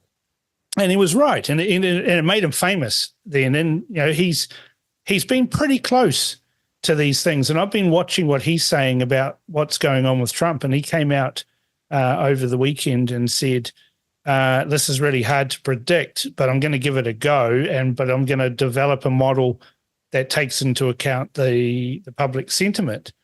And his assessment is everybody knows about all this stuff about Stormy Daniels and Trump. No one cares. And it will not have a negative effect for Trump, but will have a negative effect for the Democrats. Well, I suspect that's entirely right. Because just too many Democrats are just too disgusted. I mean, even the guy I call Mephistopheles, the guy, yes. James Carvell, who was the campaign manager for so many Democrat elections, going right back to Bill Clinton. He is having a meltdown all the time because he realizes how deeply they are losing this election with just having Biden as a candidate because he's so useless and demented and robotic. And also, I mean, these people hate Trump with a passion, but they can see that they're losing their own Democratic voters over it. And, I mean, I just hope it pans out. What will they do next, Cam? Well, if they can do that, they'll do anything.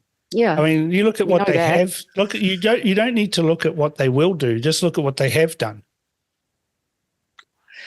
Well, the only thing left to them is to kill him. Well, they tried to do that with the FBI raid on Mar-a-Lago. Yeah, they sure did. Sure did. And they made up their, excuse on that one there too, because they actually had plans for if there was a gunfight with the Secret Service. right? The FBI had plans to have a gunfight with another intelligence or protection organization, law enforcement organization. Yeah, unbelievable. Yeah. All right. If that right there is a reason for widespread sackings at the FBI and rejigging of it. Yeah, well, that's why they're going to have to clean up the FBI, because I feel really sorry for anybody that is honourable within that institution and still actually believes in America. You know, imagine being that person in the FBI right now. Totally. Yeah. Well, we're just about out of time, Olivia, but we've got a little bit of an announcement to make, haven't we? Yeah. I'll allow you to do that one, Cam. Well, I thought we'd have this interview to give people a little bit of a taste of what you're decided to call the Pearson perspective. Yes, I wonder where I got that from. You've heard of the Perigo perspective. Now there's going to be the Pearson perspective. Yeah, I like the alliterative aspect of that. But, you know, Olivia, you and I have had debates about politics for, it's got to be 20 years. You know, back when we were blogging and having arguments and going to the bloggers' drinks at Galbraith's and winding up the lefties and making them all froth just for fun. You know, we've been on TV shows together. We famously made Phil Gifford lose his rag and quit the show. We've had a ball over 20 years, and so we thought, well, let's bring that to the Crunch and have a regular slot where we get to hear Olivia's perspectives on anything. But it'll probably be a lot about politics, eh? Yeah, totally. Politics and culture, we can always comment on both. But yeah, thanks for the opportunity to do that with you, Cam. I'm really looking forward to it. And you and I can have Donnybrooks as well, and it's all okay. Yeah, because it's an intellectual discussion with us, not a personal discussion. Yeah, and that's how it should be. So, no, I look forward to the first Pearson's perspective, and I hope that our listeners, your listeners, our listeners, like it as well, and look forward to it How often, Cam, are we going to do this? Oh, I don't know. We'll have to check with our supervisors, those in charge. You like to call them the overladies. The overladies. They're lovely, actually. Our lovely overladies. Yeah, we'll check with them, but we'll make it a regular thing anyway, maybe every fortnight or something like that. Well, it's going to be fun. We've got a UK election, we've got an American election, and we've got chaos and carnage all around the world on various different cultural and political things. There's plenty to talk about, and it just, I think it's going to be fantastic. Okay, thanks, Cam. Look forward to it. Thank you very much for coming on The Crunch, Olivia. Thanks for having me. Talk soon. Olivia's international perspective is second to none. There is no one else in New Zealand media landscape with her knowledge, education, or ability to crunch complex geopolitical issues into bite-sized chunks. Now we're going to have her insights more regularly with the Pearson perspective as a regular feature on The Crunch. Let me know your thoughts by emailing inbox@realitycheck.radio or text to 2057. Right now, free speech is under heavy attack in New Zealand, with the government constantly devising new ways to enforce censorship. To revive honest media and support RCR, join our foundation membership club today. To learn more, visit realitycheck.radio/members. Now it's time for Cam's Buddies. This week we'll find out what they think about last week's budget now that all the hoo-ha has quietened down. My producer has them all lined up and ready to go. Let's see what Cam's Buddies think about last week's budget. Was it good? Was it bad? Or was it ugly? Welcome to Cam's Buddies, Jimmy. Good to have you back. G'day, mate. What do you got this week? What subjects are you chucking out there? Yeah, well, last week, of course, while we were on air, the budget was delivered, and we've had a week to think about it now. What are your thoughts on the budget? Good, bad, or ugly? I don't think the budget went hard enough, quite frankly. I think we still needed to cut the government down a lot more. A small state is a good state. So, because as it turns out, apparently Nicola Willis's budget is bigger than Grant Robertson's last budget. So how does that work out? And borrowed more too. Yeah, so I guess they're going to have to go bigger to finish everything that Labor sort of started, and then start to get the economy growing, and then shrink it from there. Well, there was but I don't think they find enough bureaucrats. Well, no. I mean, the Taxpayers Union got in trouble for having a little stunt in Parliament where they created a pile of boxes, and each box represented 1,000 civil servants. And, the dramatic, oppressive cuts of 4,000 staff from the civil service is this tiny little pile of 4 boxes versus this massive pile of, 100 boxes or something like that. It was just an incredible video to see that. And so I agree with you on that. I don't think they cut enough from the civil service. No, I saw that box video. That was a really amazing graphic of how, and I implore anyone to actually look at that to see how big our government is. And you'd think that they're laying off half the government in the way the media and everyone's going on.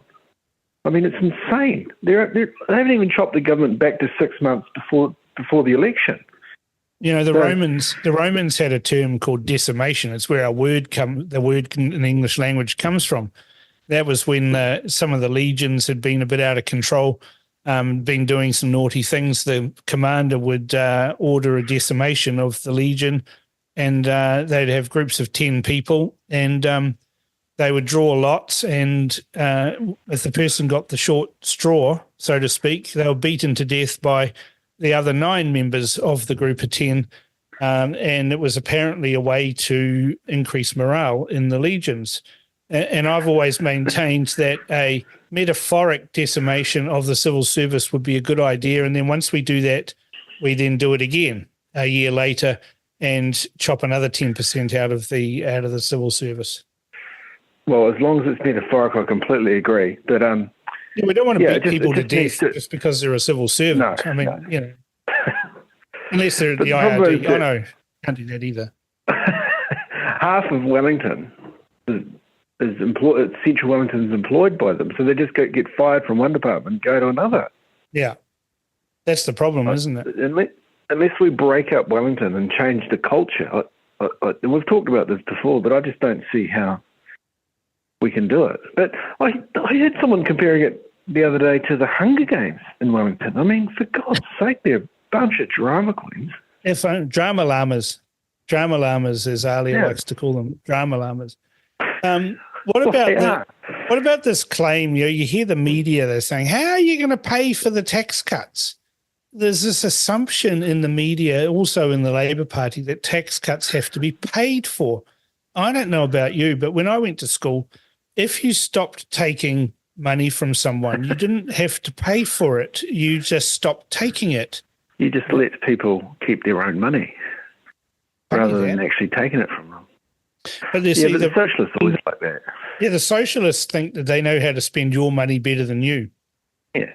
It's so boring listening to socialists. How are you going to pay for that? Well, you're just going to let them keep their own money. The tax brackets had to be updated. It was insane. You had low-wage workers in a higher tax bracket than they should. Labor should have been supporting the tax raises, but they'll never get enough money, those guys. You could give them billions and billions, and they'll never be satisfied. I reckon that the government should have a statement for every taxpayer that divided equally, and it says, this is how much money we take in taxes. This was taken by X number of taxpayers. They may be companies, they may be individuals. It doesn't matter. A taxpayer is a taxpayer. And this is how we spend that money. And here's your statement on how that is. And if we just say that each taxpayer is equal, then, this is how much money was paid for by taxpayers, and this is how much is taken. And so you can see here we've got a little bit of a deficit here where we've taken money from you, but we've spent more than we've taken, and that's in a big, bright red, bold colour, and that's how much is going to be added on next year, the tax to the spending, because we have to fund that somehow, and that's through borrowing, which means that we're going to need to take more taxes. And I bet you if they provided an itemised taxpayers account every year at the end of the financial year for the government, there might be a bit more clamouring about some of the useless things that we spend money on. No, what I reckon they should do is there's no PAYE. Everyone just pays their own tax at the end of financial year. So you got the government asking Joe Bloggs to pay them $20,000. They just won't. They'll be horrified, and people will want to lower tax instantly. That's why PAYE is so dangerous, because your money gets taken off you by your employer. It's it stealth. hides the fact that a little bit every week. But in parts of America, you pay it as a lump. And I call it America. They hate taxes. Yeah, I call it a slavery tax, because the wage slaves get taxed just for breathing, basically. And then the government takes that money, spends it on ridiculous things, and says to us, yeah, exactly. It's incredible, the waste. 50 million on the Auckland supposed bicycle bridge. What? 50 million? Yep. Insane. And what have we got to show for it? Nothing. Not even a cabinet minister that we can blame anymore, because he liked to hide his share. I think they own a few of the properties on the other side of the harbour bridge, but still, but balmy. It's nuts. It's completely nuts. There's inane spending everywhere. You know, my bugbear, my perennial bugbear, is how much money we spend on the Royal New Zealand Ballet and the Symphony Orchestra. You know, why didn't they fund themselves? Give people a Netflix subscription to watch the ballet channel, if there's such a thing, and Spotify accounts to listen to classical music. We don't need to have subsidized seats. I think the subsidy for the symphony orchestra, you know, for every dollar that a person pays for a seat to go and watch the symphony orchestra, the taxpayer pays another $20 on top of that, or some. It's a ridiculous number. Well, have you looked into Tahuia, the train? It's like $220 a seat. Why didn't they just give the 10 people who want to travel from Hamilton to Auckland each day a free Tesla? Just buy 20 auto-drive Teslas and shove them on rotation. It'd be still cheaper than that slow, clunky thing. It keeps breaking down. I mean, it was always doomed when they named it after an extinct bird. Yeah, well, that's the thing. That's just such waste and such disrespect to taxpayers who have worked productively to pay that tax. But I see the media out there saying, you know, that the national government's broken a promise, an election promise. When did we ever see them say that Labor broke an election promise? You know, they didn't say anything. When they didn't even build a single millimetre of track to the airport, was that a broken promise? No, because Labor kept promising it and kept promising on the Never Never plan. Well, you know, the Public Interest Journalism Fund buys you a lot of loyalty. Yeah, it buys you a lot of silence too. I see the media are finally waking up to the carry-on and to Party Maori. It took them a week. Yeah, but it was because ZB finally ran something on it. Yeah, it's because Thomas Cramner wrote something about it, and Bryce Edwards wrote an article about it. And then, of course, there's Haimona Gray has written an article about the fiefdom of John Tamahiri. So it's all non-mainstream people, the ones that are breaking the news. Andrew Barnes did write a great article on it in the Post. Yeah. She went in quite hard on it, which credit to her, because I don't give her much credit. Not much at all. But you would think it would be on the news. We can only hope. But, of course, it'll be swept under the carpet. It's okay when Maori do it. Well, it's something very fishy going on there. Mm.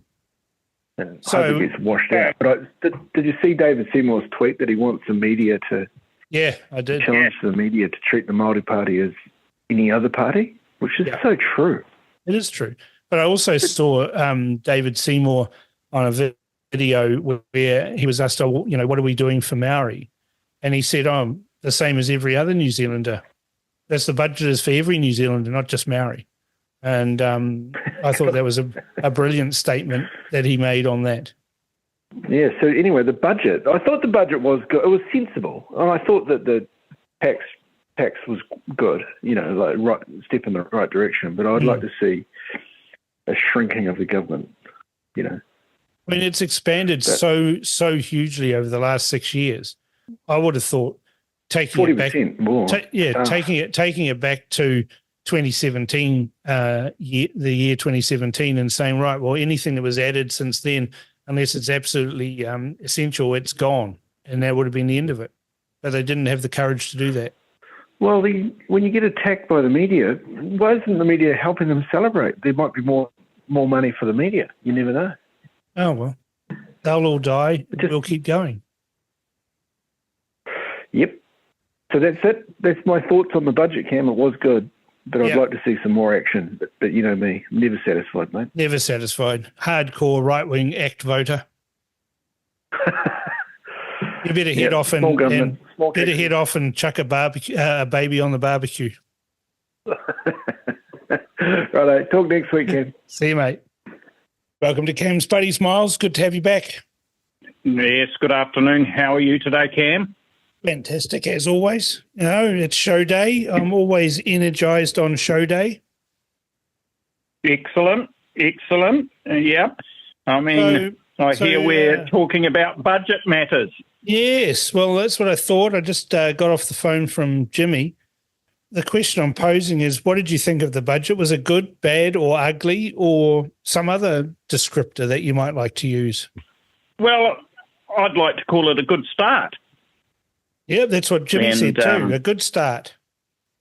I'm kind of pleased that tax cuts didn't get lost, because I am absolutely sick of all this high marginal tax rates and the creep that has occurred, and the fact that people are earning basically on the minimum wage are on quite a high marginal tax rate. What's that? It's crazy. Yeah. That's what it is. Yeah, bracket creep. It's an insidious thing, bracket creep. It's where people start on a particular wage or salary, and they're at a tax bracket, and then through inflation and pay increases, they slowly creep up into the upper bracket and end up paying a higher tax rate. And, you know, there's no adjustment for that. It's one of the most insidious things that happens in the tax system. Of course, Labor never adjusts the tax brackets when they're in government, and National are reluctant to. Yeah. And I think the tax brackets need to be adjusted. I think all very well, you know, a little tax cut, and I mean a little tax cut, is always welcome. But reality, there's a structural problem with the brackets, and they need to be addressed. And I know why governments are reluctant. They need the cash. Let's be quite honest. They're desperate for the cash right at this moment. Well, that's because they spend like drunken sailors on all sorts of useless stuff that nobody in their right mind would pay for, but somehow governments come up with a better way of spending our tax dollars. Yeah. Well, I was looking at the budget and I was thinking that, you know, there is room for some more cuts to the public sector, and I think they need to be long and hard. I think Argentina has shut down ministries, and I think we need to shut down a few ministries. I mean, do we need all these ministries? I mean, honestly, I just think that quite a few ministries could be rolled into one, and you don't need to have all these government departments looking after this, that and the other, all with a chief executive in excess of $400,000 a year, all with a staff. I just think that the government needs to get real and needs to actually realise that they need to cut their cloth according to their income, and they're not doing that. Or should I say, it's a good start. They are starting to realise. Certainly a lot better than the last crowd, which was, frankly speaking, their budgets where they've budgeted for Farmac and then suddenly magically stopped the funding halfway through a budget cycle. How the hell does that work? Well, I don't know, but what I found interesting was it was on Twitter, and I know you are sort of a technophobe, but there was a video on Twitter. There was a video on Twitter of a whole lot of clips from Vox Pops, they call them, where they go out and stick a camera in somebody's face and ask them what they thought of the budget. And they discussed the tax breaks that the Labor government had done, which were smaller than the tax cuts that Nicola Willis has delivered, and asked people what they thought. And people were waxing lyrical. It's like, oh, this is fantastic. This means so much to me on a benefit, da-da-da-da-da. And then what it would show is the Vox Pops from 2024. And people are going, oh, It's miserable, it's disgusting, it's not enough, and all of this sort of thing. And this is what our media are doing. And somebody's created this video, and it's very, very interesting to see the difference in how things are perceived, or the way people perceive them is because the media manipulate them. Yeah. I think it's the way things are portrayed by the media. And I think that's very unfortunate, but it's a fact of life in today's society. The media can't be trusted. They're, the mainstream media, that is. That's why people flock to this station and listen to this station, because at least they can get two sides of the story, and at least they are hearing what the people are saying who are being interviewed, not what the interviewer thinks should be the situation or the opinion. I mean, the reality is, let's be quite frank, the media has gone all out to portray this budget as something that it isn't. Yeah, that's right. I mean, the way they stupidly confront ministers and then say, how are you going to pay for the tax cuts? The government actually pays for tax cuts. No, the government is taking less from taxpayers, and then what they have to do is then cut their cloth according to their income. Correct. And, the one thing that I just wish central government would do, and that is force the local government to cut their cloth according to their income, because I, for one, might be very sick of bracket creep and paying very high marginal tax rates. But I'll tell you what, that's nothing compared with the profligate spending of local bodies. Anyhow, that's a whole nother topic, and perhaps I won't rip the top off that one. No, we could spend all night talking about the vagaries of socialist spending in city councils, and everyone thinks that's all right, the ratepayers will pay. Well, the ratepayers are you and I. Yes. Yes. And the same thing goes for taxpayers. When people put their hand out for the government should pay. Well, the government is you and I. It's taxpayers. Yep, and that's what I think. Yeah. Totally. We pay, and that's why I say this budget is a good start. I think that if they can work on the brackets, if they can work on reducing the overwhelming inefficiencies in the public sector, I think that would be a good thing. I think they could go so much further. Argentina has showed us what happens when whole ministries get disbanded. I'll tell you what happens. Suddenly the government spending is cut, and suddenly the taxpayers are getting value for money, and the government can actually leave the money in the pockets of the people that earn it. Now, let's be quite clear. You and I earn our money. We go to work, do a job, earn it. Now, I'm sorry to say that we are paying for quite a few services that I believe are a total waste of money, and that needs to stop. The problem with government is that they always come up with a new way to fill a trough up. In fact, if they can't find a trough, then they'll make a new trough and they'll call it something else, but it'll be filled nonetheless. That's the problem. A good government is a tiny government, in my view. They need to get out of our way. And you forgot to say that the trough is filled with taxpayer dollars. Yeah. Governments produce nothing. Correct. They cost everything. If the government could make the public sector smaller, reduce the regulations. Now, I'm all for Seymour getting out there and cutting regulations, but I cannot see how that has happened in this period till now. But let's return to the budget. Okay, Nicola Willis, she delivered tax cuts. Yes, I think it's a good start. I think the budget showed some responsibility where they have looked at the deficit and how they could pay off the profligate spending of the last Labor government sooner rather than later. I think all of this is a good thing. I think, if you looked at income tax brackets, that's what I'd go. And I think I'd look at how to trim public spending even more if I was Nicola Willis. So what would you describe a budget? You said a good start. It's not bad. It's not ugly. It's a good start. Yeah. And I think there needs to be a lot more done, but it's the first step on what I believe is a long road, and we need to actually front up and make sure that the productive sector gets more of their own money in their own pockets. Yeah. Well, on that I agree, and thank you for calling The Crunch, and we'll be hearing from you again next week on Cam's Buddies. Thanks, Miles.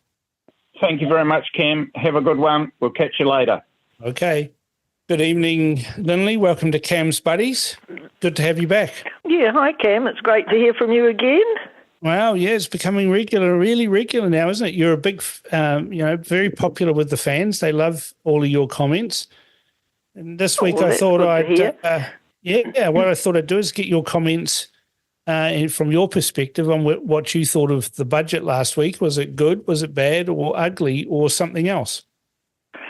Well, it was a mix of a lot of things for me. I thought it's a very strange budget by my standards, not by theirs, because it's hard to get realistic numbers from any government, central or local.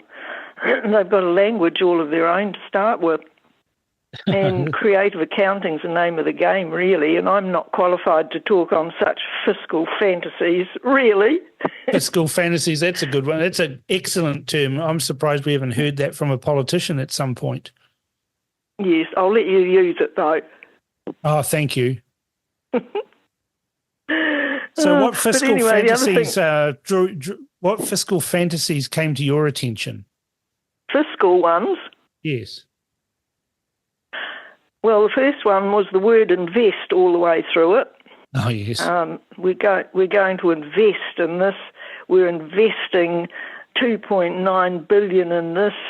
We're investing $400-odd million in that. The word invest is a complete misnomer in that sense.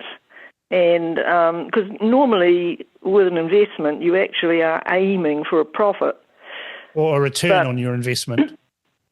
A return, yes, that's a better word. But for the record, I really am not very familiar with all the figures, so you'll have to forgive me on that. But for the record, collective debt, however they define that, is $790 billion. Yeah, it's a lot, isn't it? $60 billion, eh? That's a lot of money. That $60 billion rise in 1 year, and that is not an investment. That's what I call broke. So that's what I mean about it's a very strange budget, It's not how you and I would do a budget. What did you want to see from the budget? What did I want to see? Yeah. I wanted to see them run a proper budget where you address the fact that you're totally over-borrowed and have been for decades. And this also applies to our local council. I want them to own up to having just borrowed and borrowed and borrowed on top of borrowings. And that is one of the main causes for the budget being so in the red, because you can never really pay back all those numbers, not with compounding interest on it. You're supposed to have compounding interest on an investment, a real investment, not compounding interest on debt. So that would be the number one thing I wanted to see. I did want to see health addressed a bit more and education. I'd like to see landlords completely freed up, because that would be the answer to, or a large answer to, the housing crisis, because things are just too tough on landlords, and I know that the media like to pick on them, but the fact is that you're not going to buy a house and put a tenant in it if it's totally uneconomic for you and also a pain in the backside. Yeah. I would think landlords have just run away in recent times because you've got violent tenants that you can't biff out.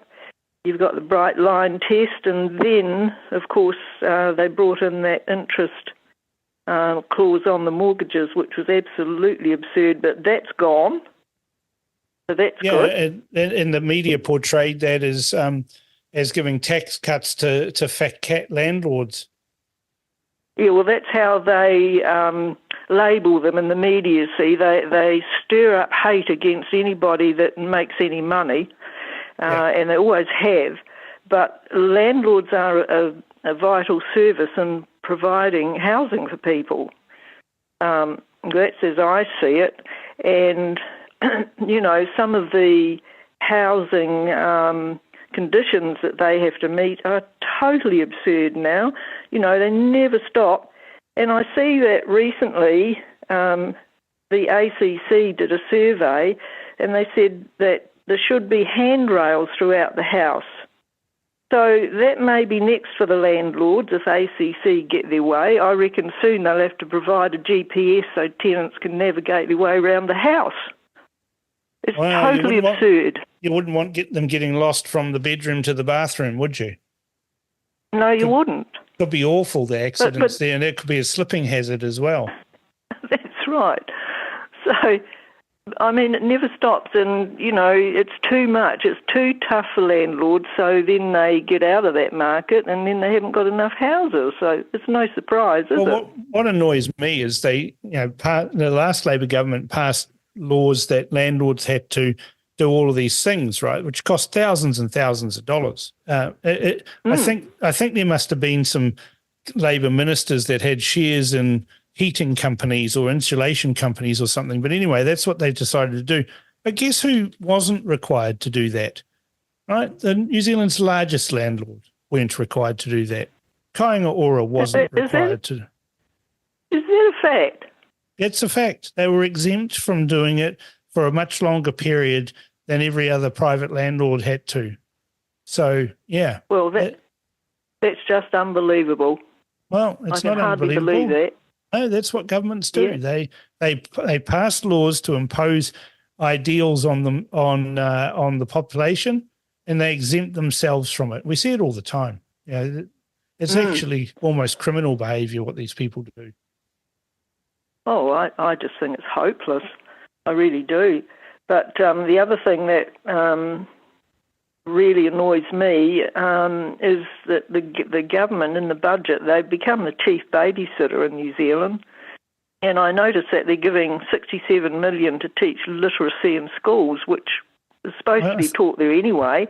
And exactly. Isn't that the very reason why we have schools, is to teach literacy? Why do we need to have a special budget item to teach literacy in schools? I have no idea. But just to balance that out a bit, they're giving $477 million, which is a reduction for so-called healthy school lunches. Now, I'm all for a starved child being fed, but are there really 235,000 starving kids in schools? Well, the question is, well, I don't believe there is, because we know this is not the case, because during the lockdowns, when the schools were closed, who fed the kids? Well, according to that, they must have starved. They must have not been fed. Well, that's right. And then who feeds the kids on the weekend or during the school holidays? I don't know. I'm surprised there aren't, bodies stacked 10 high at the dump of school kids that have starved for not being fed during the school holidays. Well, this is right. But I think their idea is, and I think the idea is totally absurd, that if you feed a starving child, they will feel singled out and inferior. So therefore, the answer is to feed everybody. And I just think that just totally ridiculous, because after all, that is going to be the case. Some are going to be starving and most are not. but it's a great opportunity to teach compassion, anti-bullying and resilience, isn't it? Well, when my kids were at school, we made them make their own lunches. And so if they had a complaint about the lunch, when they could open the fridge, they could go and get the bread, they could get the butter. And we didn't have margarine in our house, not having chemicals like that in the house. They had all the ingredients that they could make a healthy lunch, and they did so. Because if they didn't, they went to school hungry. Yes, and I noticed all the way through all the writings about this stuff is telling the school how hard it is, and making it sort of a 3 by 3 by 3 month plan to get these kids finally onto healthy food. And they're saying things like, oh, well, they're not used to this sort of food and it can be hard to get them to eat it. Well, I'll tell you what, if you had a group of kids in Ethiopia, they wouldn't care whether they were eating hamburgers or sandwiches or lettuce leaves or what it was, because if you're hungry enough, you'll eat. Well, yeah, the thing is, usually, I don't know if you've ever seen it on TVNZ. They have a show called Alone, where they drop 10 people to a remote area with a limited amount of equipment and no food. And one show I was watching a couple of weeks ago, one of the women in the show was a vegan. And so she was gathering berries and all that sort of thing. And it was all good until the snow came, and then there was no more berries. Oh, dear. And then she was faced with the diabolical notion that she might have to catch a fish or shoot a grouse or a rat or something like that. And so she decided to jack it in. Oh, no, I'm going to tap out now because, I don't want to kill anything to eat. This is the sookie pants attitude that a lot of these, fussy eaters, I call them, like to foist on other people. They want us to accommodate their personal choices. That is correct. And, of course, the fads for what is nutritional anyway, it changes about every decade, really. It jumps from things like vegan to carnivore and things in the middle, and nobody can decide what really good nutrition is, in fact. And one of the benefits of people or humans is that they can adapt to eating pretty much anything, in any situation. Well, and that's the thing. The other contestants faced with the same choices decided that their fussy eating habits were to take a back seat to staying alive. And so they, caught fish and caught small mammals and ate them, because nothing satisfies a growling, hungry stomach like a dead animal. Well, no, survival is everything at the end of the day. But, I can see, I'm sort of more vegetarian than anything, I suppose, not because it's a religion, just because that's what I've got in my veggie garden. But I can see a time when, you see, it's a very warped way of thinking, that sort of ideology, and I can actually see the time when people will not be able to pull a carrot out of the ground because you're pulling it away from its friends, It won't stop at veganism. Well, this is the thing I wonder. Do carrots scream when you pull them out of the ground? Do cabbages scream when you decapitate them from their roots? Maybe we should conduct some research. We get some government funding to conduct some research to find out whether carrots scream. Yes, well, King Charles will help you. Yes, well, he'll talk to them. He's a bit crazy, isn't he? He is. But anyway, I've found a really good thing. I found a good thing in the budget. I've had a good idea. Yep. And the police budget, I give that a big tick. I don't think it's enough, but at least it's something, 2.9 billion extra, which includes purchasing police vehicles. And Yes. I just thought instead of the rainbow stuff that's now painted on some of them, why don't they get sponsorship and help pay for them? And I thought RCR might like to sponsor your face cam. You'd look great whizzing around the neighbourhood on a cop car. And everyone looks at a cop car, not like a bus. That's just a nuisance. And I believe you're on a bus. I think you'd get much better mileage on a cop car. What do you think? Then there'd be endless people on Twitter saying, I saw Cam Slater in the back of a police car. Yes, but they'd be talking about you, wouldn't they? Well, that's the thing. That's the thing, isn't it? That there's no such thing as bad publicity. There's only good publicity. If they're talking about you, they're listening. They are. Winston Peters knows that. Dead right. All right, Lindley, I think we've talked out the budget now. We'll talk again next week. Thanks for calling. Jolly good. See you later. See you. Bye-bye. Good evening, Paul. Welcome to Cam's Buddies. Good evening, Cam. Great to be talking. So, here we are a week after the budget was delivered. What's your impressions of it, Paul? Was it good? Was it bad? Was it ugly? Was it something else? Well, I look at the budget and I'm thinking one of the things that everybody was thinking National would or couldn't do, and that was depending on what side of the fence you sat, many people were thinking that they wouldn't be giving the tax cuts because they couldn't. And I think a lot of credibility was revolving around will you and can you? And when you've sort of doubled the size of the public service in the last 6 years, and people are saying, well, if we can cut some of those places back, we'll be back in the right side of the ledger, and we can probably do that.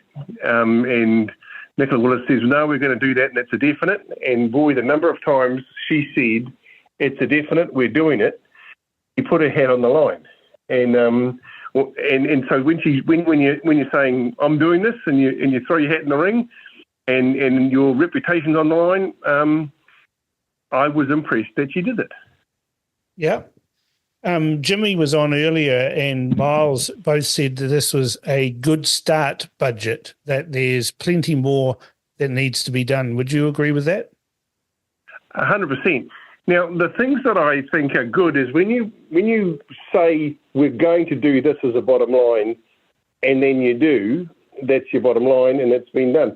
Now, everyone's saying, oh, yes, but you've changed breakfast in schools, and they always want to, like the media want to be the news and trot out all the things you're doing wrong. Well, they won the vote, and they won the vote on a like National won on the fact that part of their policy was that we're going to give tax cuts. Now, have they been as prudently responsible with is this the best thing to do with the money? Hard to know, but when you keep your promise, we say, yep, that's good. When you look at what's ugly about it, the ugly thing is then there's a lot of protesters on budget day about something that they haven't even read yet. And it's like when you go and talk to a number of protesters and protest groups and ask them, what does this mean? And the number of I don't knows you get is mind-boggling. We were talking about it over the weekend and with a few of my aviation mates, and they were saying the average Maori with a job is happy going to work, happy earning his money, and happy coming home and supporting his family. And so the ones without jobs or the ones with government jobs like the folk in the Maori Party, they're the ones that think, oh, no, let's whilst we're drinking on the government, let's protest and kick up Bobsy Die. But it's just a few people, but it's ugly to watch and ugly to listen to. What about the contention, the media? I mean, you see these, I call them fools because there's no other way to describe it really. When you see the questions they ask, when they say, oh, Minister, how are you going to pay for your tax cuts? Well, that's a very good question, I think, even though they say it in such a manner that they think that what they're saying is, what damage are you going to do to poor people? But in fact, what's happened is if you haven't had an adjustment of where the tax rates change and for what percentage of income, then you're, in theory, wealthy starts down at between middle class and poor, so that you're on the top tax rate before you know where you are, because it's all moved with inflation. So really, if it hasn't been adjusted for 14 years, everybody has in fact gone down in the whole situation where the more money you earn, you suddenly become rich at a very small figure. And so that then where you're going to get it from, as soon as you can look at cutting the public service down, that's a great idea. A second thing I see that I loved about their new policy or their more beds in prisons policy, and they're saying, everyone's all of bleeding hearts are saying, oh, that won't do any good, you're never going to reform the criminals. Well, do we really want them reformed? Do we care? Do we just want them off the street so that they're not robbing us and tearing us and attacking us?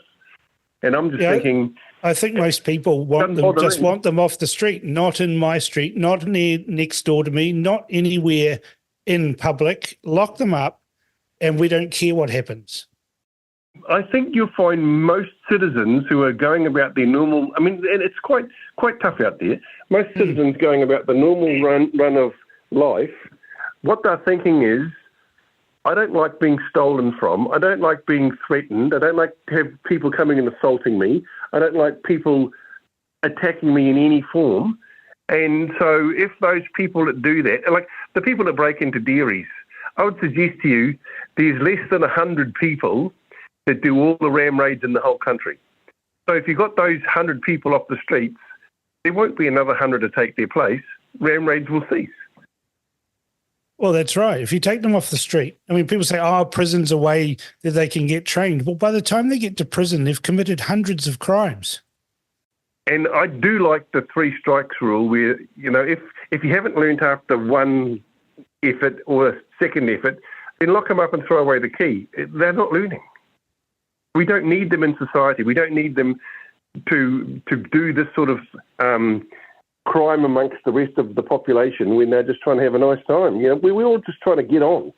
And lots of hard work and lots of thinking means you can generally become a good citizen, having a lot of fun, a good family, and grow more citizens as your kids.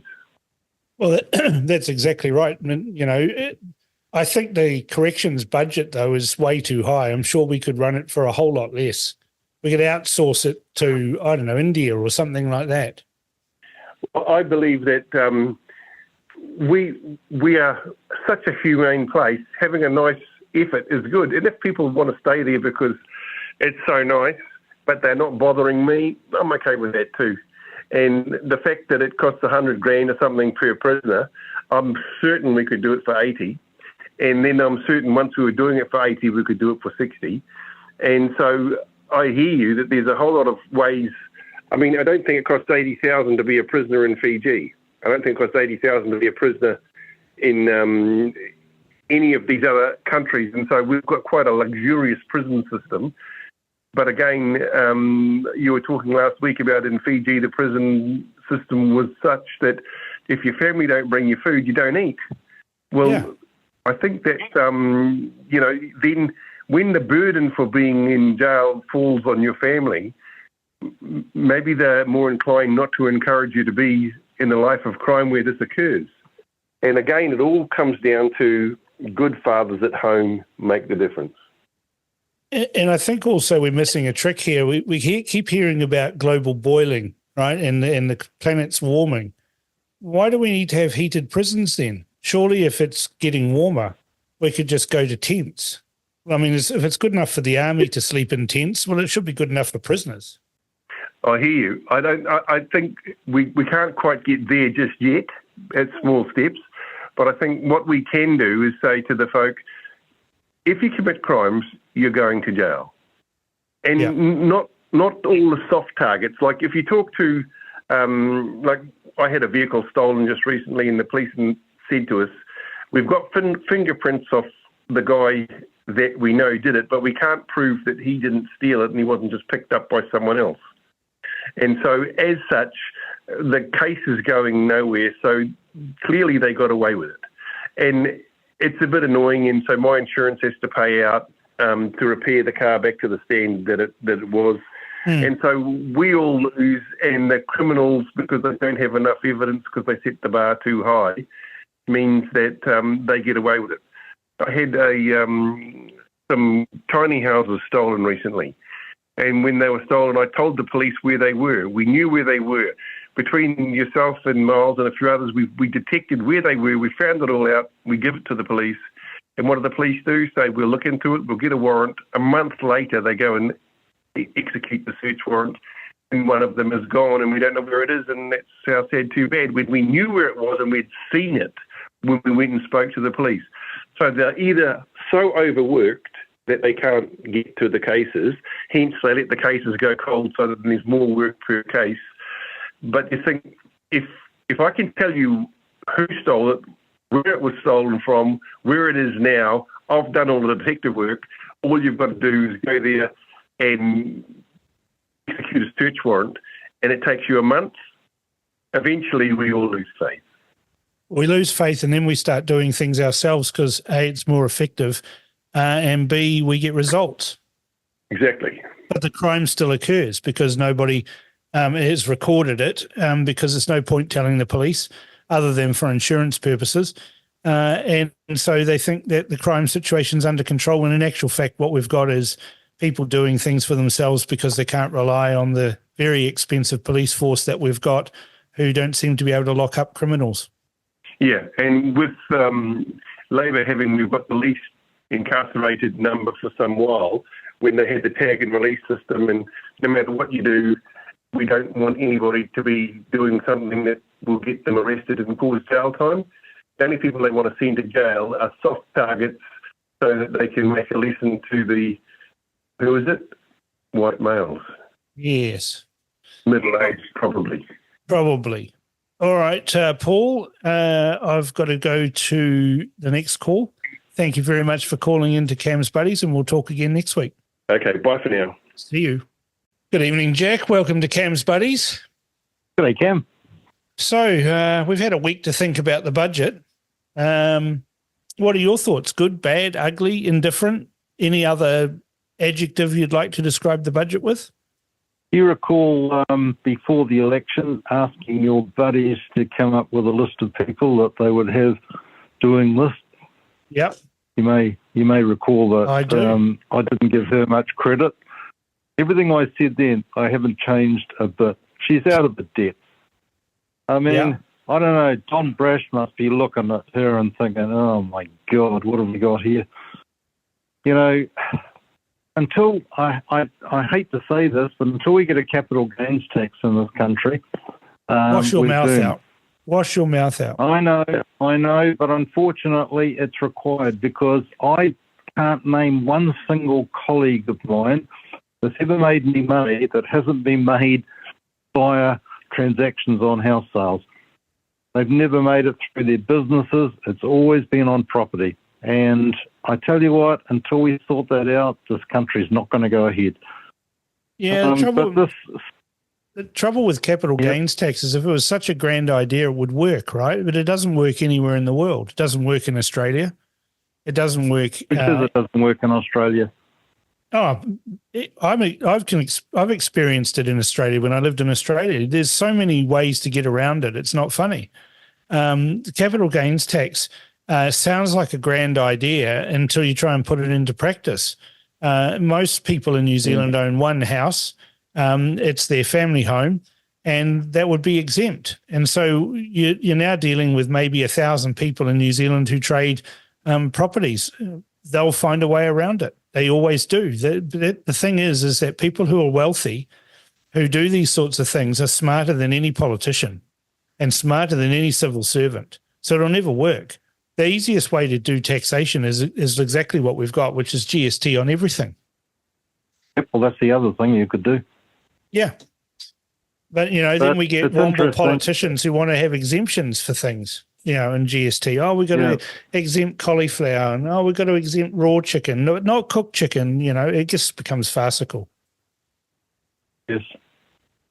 Oh, well. Was there anything in the budget that you were happy with, though? No, nothing. Not one thing? Not one thing. Not a single In fact, thing. it was so blasé. In fact, I don't think, to be fair, I even looked into it too deeply because I didn't expect anything to come out of it. Right. But reading the promises and what she delivered, she hasn't delivered on anything that I can see. Right. So your assessment, your adjective would be bad and ugly.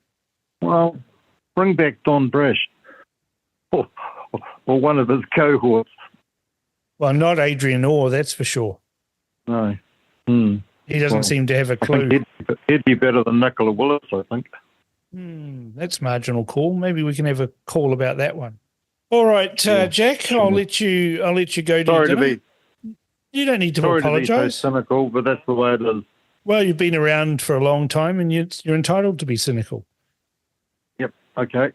See you later then. All right. Thanks, Jack. Thanks for calling Cam's Buddies. Right. You can always rely on my buddies for truth bombs, and we certainly heard some there about the budget. Tell us your thoughts on Cam's Buddies by emailing inbox@realitycheck.radio or text to 2057. We do this because we care for honesty. We care for the future of this country, of our children and generations to come. You know what? It's more important to be noisy than nice.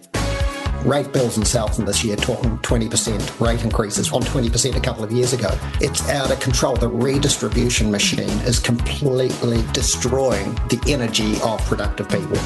The problem we have today is that governments are pressured by mainstream media, big money, special interests and international organisations. These organisations that seek to shape our society, to shape the way we live to suit their agenda. It's something we might call a compliance model. We used to pay 50 cents for the Herald every day, and that's when we got the news we wanted. When you stopped paying for the news, the advertisers and the people behind the news organisations started paying for the news. So you can see that definite behavioural shift, which is whoever's paying you is what your messaging is going to be. Some people out there enjoy the left and right division, the debate, the fighting, but I, for one, don't see that as a productive way forward in creating a future for our tamariki. You can argue until the cows come home, but people right now are so strong in their beliefs, so finding that common ground, that common overlap of left, right, woke, awake is vital to any melting pot of a nation. We're going through this information revolution. We've got the internet now, so all this information is there, and I always say to people, look, we went down there thinking that we were fighting for freedom, but the bigger picture on that is that they were really fighting to keep control of information.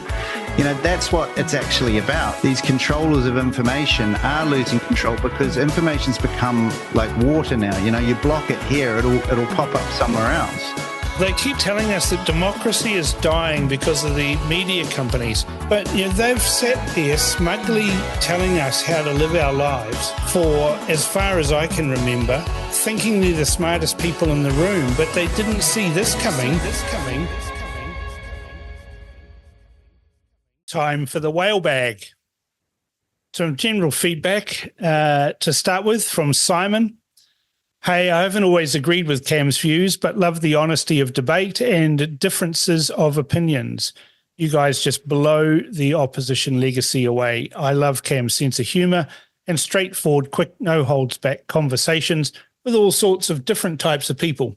Not sure where we're all going, but you must tell us prior to the monetary shortfall next time, if you know what I mean. We all need each other, in other words. Thanks for listening, of course. Love you guys. P.S. I've sent many texts to the ZB Legacy Joke Show over the last 2 or 3 years and love the cringy feedback. They are definitely losers on the back foot, so funny. Thanks, truth tellers. Now a couple of emails about Danny Sims and our talk about Fiji. That was a whoops, Cam. Sorry, but sounded like you were interviewing yourself. You gave your Fijian expert guest very little airtime. I was interested in his comments, but he didn't get much of an opportunity to speak freely. Got to be careful about that, buddy. And then Tony says, I was in Fiji when George Speight was due to go on trial. All the police were heavily armed, but I think that was normal. I was working and a local Indian was helping me. When I said we needed to go back and check something on the road, we carried on up to the police hut on stilts so they could have a look in the back of the ute. If we had turned around earlier, they would have come after us. Not sure if that was because he was Indian or it would have been the same for everyone. Mike from Foxton writes and says, the interview with Danny Sims was just incredible. What an interesting and mind-enlightening conversation. It has cemented my idea that all the RCR hosts should sit in the chair with Jerry Pives and have a session with him.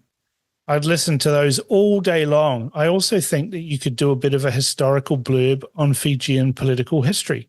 That would be something that I believe discerning RCR listeners would also find interesting. But as you've told me in the past, this is your show and you'll do what you think fit. But please consider this as a topic. Now for my interview with Catherine Ennis-Carter, where we talked about Kaingaora, Anonymous writes, have a fight with Peter Wolfkamp, Cam. He's so woke rehousing and possibly to blame for houses being too insulated. Another text says, hi, Cam, really enjoy your show and the variety of guests you have. Really enjoyed your guest today who spoke about housing. Just fascinating. We'll be listening to that one again. Now, I've got a very lengthy one here, so bear with me because I think it's very important. It's from Glenn, and he writes, hello, Cam. I enjoyed your interview and discussion of government housing and the present issues as a result of the mismanagement of Kaingaora. My current occupation is in real estate, both in the commercial sector and the management of a medium-sized rental portfolio, mostly in South Auckland. Having only been in the residential sector a little over 12 months, I'm astonished at the number of tenants receiving government assistance to cover their basic housing needs for either full or partial payments. I admit that a mix of tenants are on full benefits and working employment, and their subsidies are for payment of the full rent or a fraction of the rent, dependent on their criteria with the Ministry of Social Development. From my estimates, it would be a minimum of 25% of tenants receiving housing assistance. All this money is being poured into private property portfolios, with some being a mix of small investors and a mix of commercial-based investors that rent houses out professionally.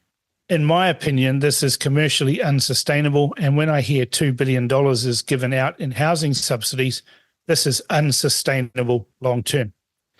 The way I see it, the core function of Kaingaora and Housing Corporation, as it was previously known as, is to build houses on a mass scale on government-owned land for the betterment of society and to ensure that everyone has warm, comfortable housing irrespective of where they are in life.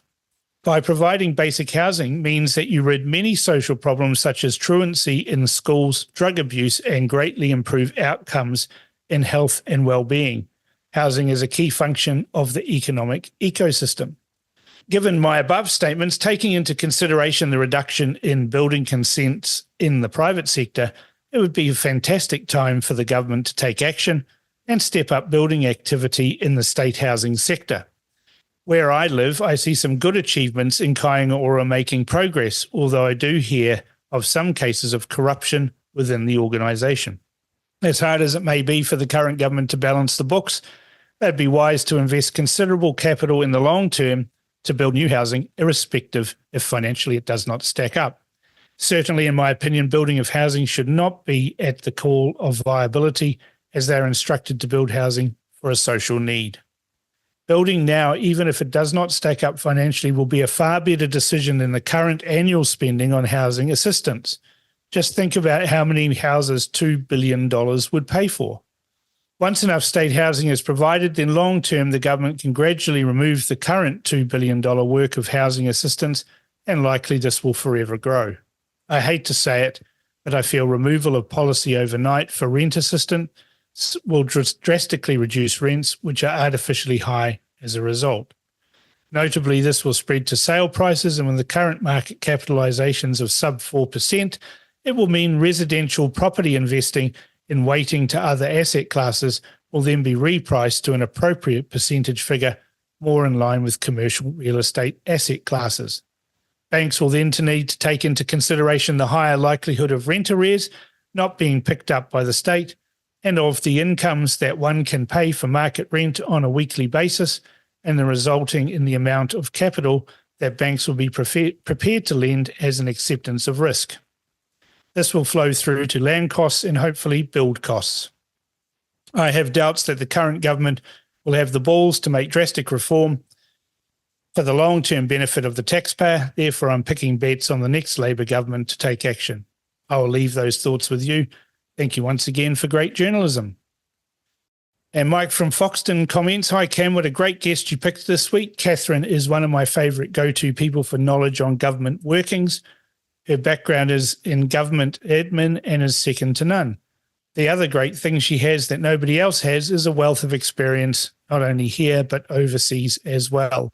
I love listening to her and always listen to her interviews a couple more times to make sure I didn't miss anything. Thanks again, Cam, for getting Catherine on. She is a mine of information and very sharp to boot."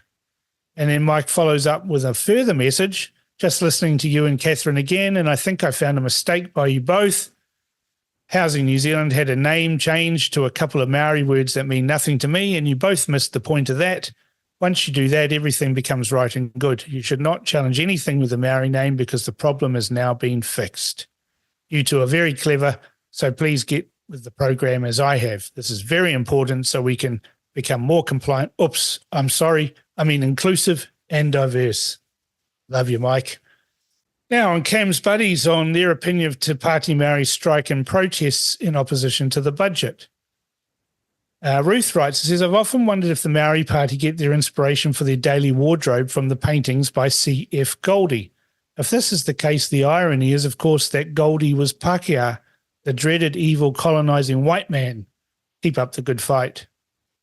And an anonymous mum says, "I'm a week behind just listening to last week's buddies, Re Kaiongora. Paul is quite correct. We have 3 sons and have brought them up to be sensible with their money, just as we were brought up. The oldest is approaching 24 and has about $250,000 in the bank and is looking for a house to buy. It can be done."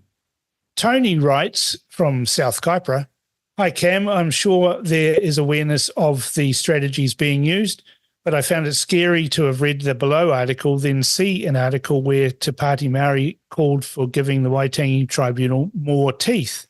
Then hear your interview of Sandra Gowdy discussing how the Waitangi Tribunal has effectively moved from a quasi-judiciary to being given the power to summons even politicians to answer to them, and then see the protests being planned. I predicted that there would be a declaration of independence made during the protests, and so it was. They seem to be ticking the boxes of establishing a sovereign nation. I would be interested to hear your thoughts on this." And then Tony provided a link to a Counterspin article on Substack. Regarding WHO, "Hi Cam, I believe the New Zealand government agreed to the WHO's amended global pandemic response on the 2nd of June, given that New Zealand's first agreement with the coalition was that, but even before such scrutiny, a treaty or global agreement must undergo a national interest analysis. Where is New Zealand's national interest analysis so the public can understand why?" And that was from Mark. And that's the whale bag for this week. Our text machine is now live. Send us your thoughts by texting your message to 2057. That's 2057. So get in touch with us now.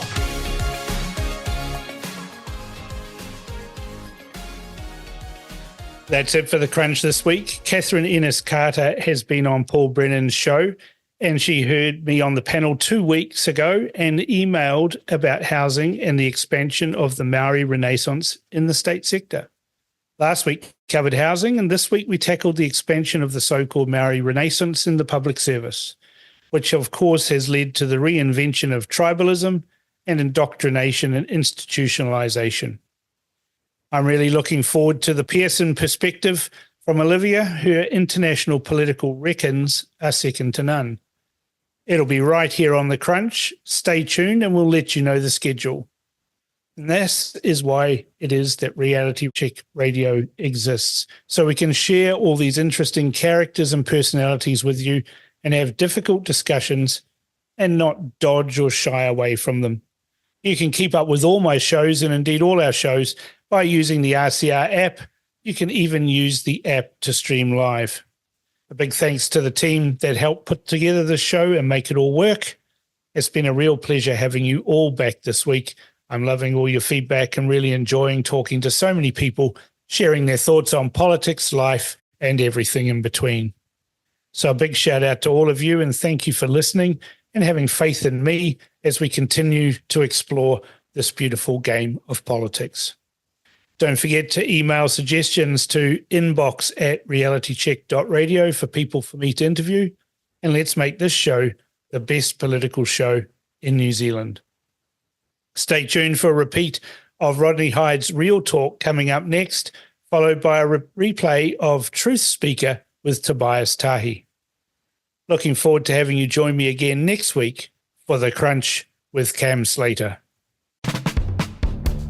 You've been listening to The Crunch with Cam Slater. Remember, you can check out the replays for today's show on our website at www.realitycheck.radio/replays. Tune in every Thursday at 4 p.m. for more with Cam Slater, right here on RCR, Reality Check Radio.